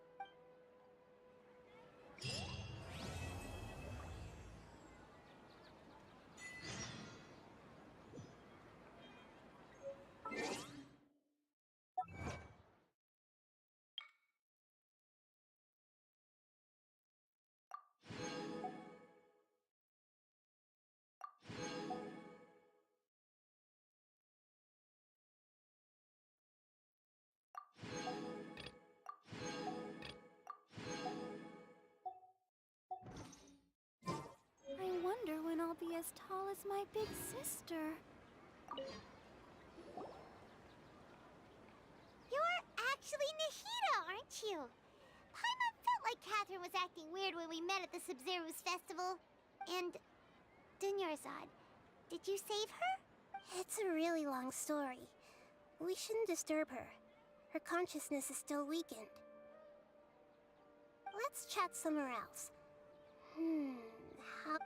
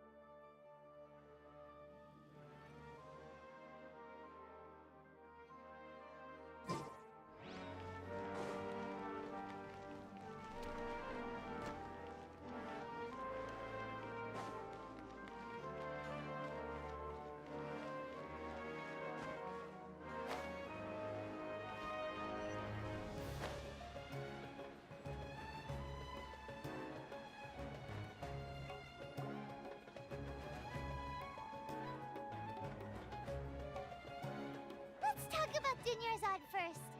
It's such a relief that she's all right. After we parted on the last day of the Sub-Zero's festival, I left the city and saw what the traveler had described. Among the countless dreams, I found one that was growing fainter and fainter. This proved my suspicion. Once Dunyarzad could no longer bear the Akasha harvesting her dreams, her consciousness began to dissipate. Such a small fragment of consciousness can't last for very long, though. It or both will gradually fade until they completely disappear. I used all the power I had to keep her dying dream alive as long as possible. But it still wouldn't have lasted for much longer if it hadn't been for you two breaking the samsara. So it looks like we did manage to save Dunyarzad in the end. Huh? Why are you two smiling so happily? I thought you'd be so moved that you'd start crying. I need to spend more time observing human emotions. Both are fine. Everyone reacts differently. All right. You two must have a lot of other questions for me, right? After all, you saved my faithful believer. As your reward, I will answer any and all questions. To be accurate, I'm using the Akasha as a medium to occupy Catherine's consciousness. How did you do that? Poor Catherine. Does this mean you can also occupy other people's consciousnesses? Theoretically, I can enter anyone's mind as long as they're wearing their Akasha terminal. The Akasha is the legacy of Greater Lord Rukkhadevata. As Lesser Lord Kusanali and the first Akasha terminal, my consciousness has always been linked to the Akasha. I've always respected my people's free will, so I've never actually occupied their consciousness. When necessary, I just borrow this bionic Snezhnayan puppet. Hold on. Did we just learn some deep, dark secret? So Catherine is... No wonder Paimon felt something was off about her. What about your own body? Why do you need to borrow other people's? Don't you live in the sanctuary of Surasthana? That story begins a long time ago. After Greater Lord Rukkhadevata disappeared, the sages found my newly born self and took me back to Sumeru. At that time, I was young and weak. The sages kept me in the sanctuary of Surasthana, ostensibly for the sake of protecting me. But I've hardly heard from them since. However, I do understand that they had hoped to find Greater Lord Rukkhadevata instead of me, a symbol of her passing. So, the sages basically put their new Archon under house arrest? How dare they! Why don't you teach them a lesson, Nahida? In some ways, they aren't wrong. Greater Lord Rukkhadevata was omniscient and omnipotent. Even after her death, the Akasha is still empowering this nation. And I'm still really far away from being able to call myself the God of Wisdom. Moreover, the Academia is also more proficient at governing this country. My existence has little meaning. Yeah, you got a lot of believers. Just look at the Sub-Zero's festival. Everyone who showed up truly loves you. Thank you for the kind words. But I honestly don't need physical freedom as long as I can connect my consciousness to the Akasha. Trying to find a way to save Irminsul is my life's mission and top priority. I will work on that, and try to live up to being a deity in the meantime.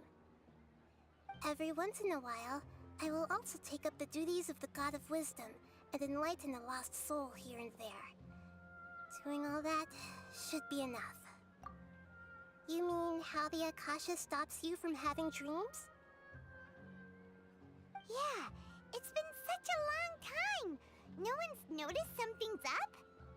It's not that no one noticed. It's more like no one cared. Ultimately, it's all rooted in the Sage's misdirection. Misdirection? The Sages convinced everyone to believe that being unable to dream is a sign of rationality and wisdom. Not dreaming is a badge of honor in Sumeru. Even if the truth is that their dreams are being reaped by the Akasha. With their propaganda in place, the Sages can maximize their use of the Akasha to facilitate their research. Besides, Greater Lord Rukkhadevata must have created the Akasha in the hopes that it could be used to its full potential. That's why I've never come out strongly against this. Anyway, the perspective advocated by the Sages drowned out any voices of doubt. By now, even those who never use Akasha terminals find it too shameful and embarrassing to talk about their dreams.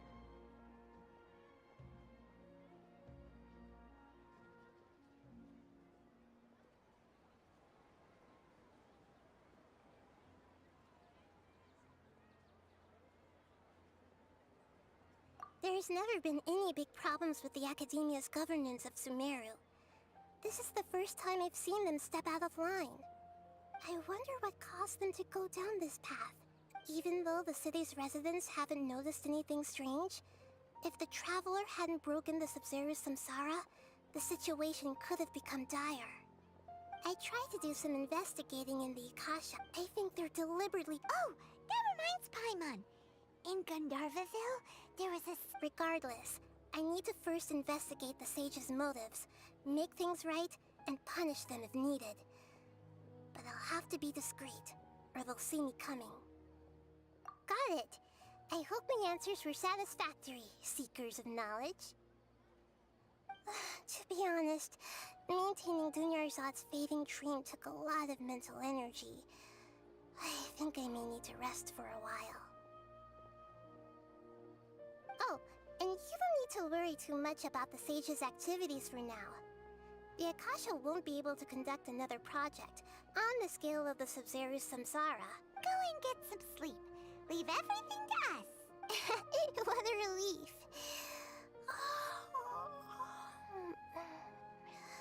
This is truly the most exhausting birthday I've ever had. Traveler? Paimon? Why am I here? Do either of you know? Maybe you were sleepwalking. You know you can't wake up a sleepwalker. We happened to walk by, so we thought we'd wait for you to wake up. I see. Huh. I should visit my maintenance personnel sometime. Oh, I'm fine. I better go. Thank you. We've spent quite some time in Sumeru City, but ever since we last said goodbye to Lesser Lord Kusanali, we haven't heard anything from her. Oh, we can't just keep waiting around like this. Let's go find Catherine and pick up some work so we can at least keep ourselves busy.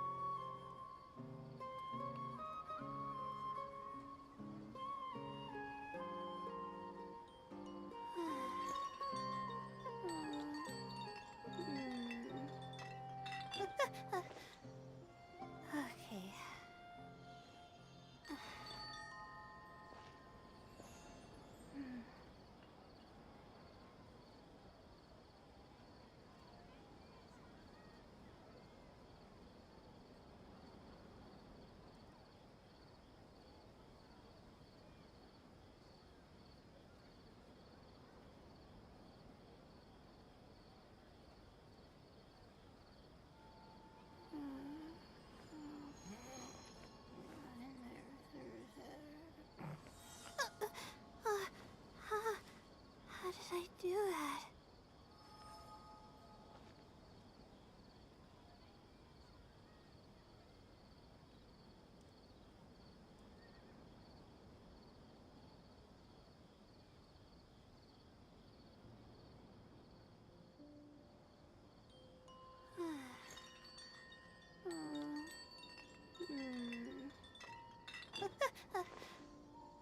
Okay.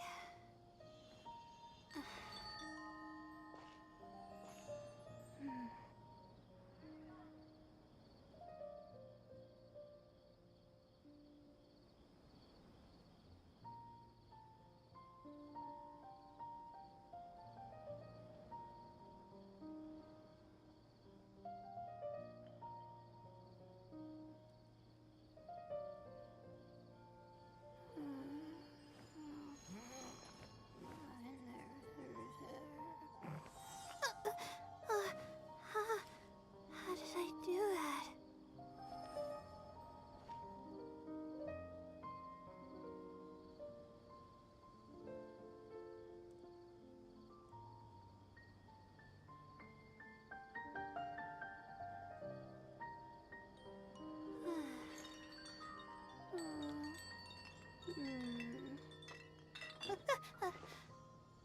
Okay.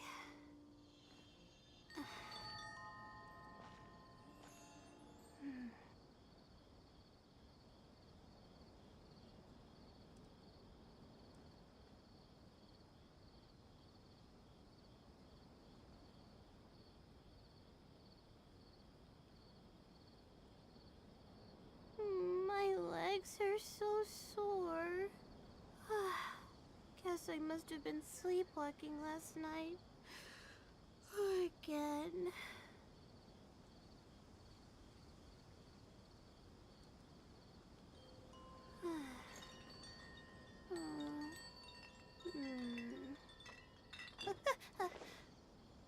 Okay.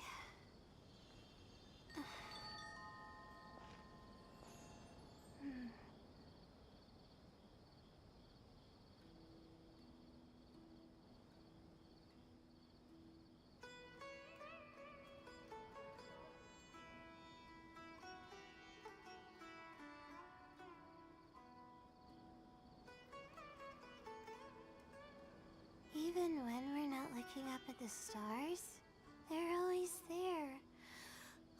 Watching over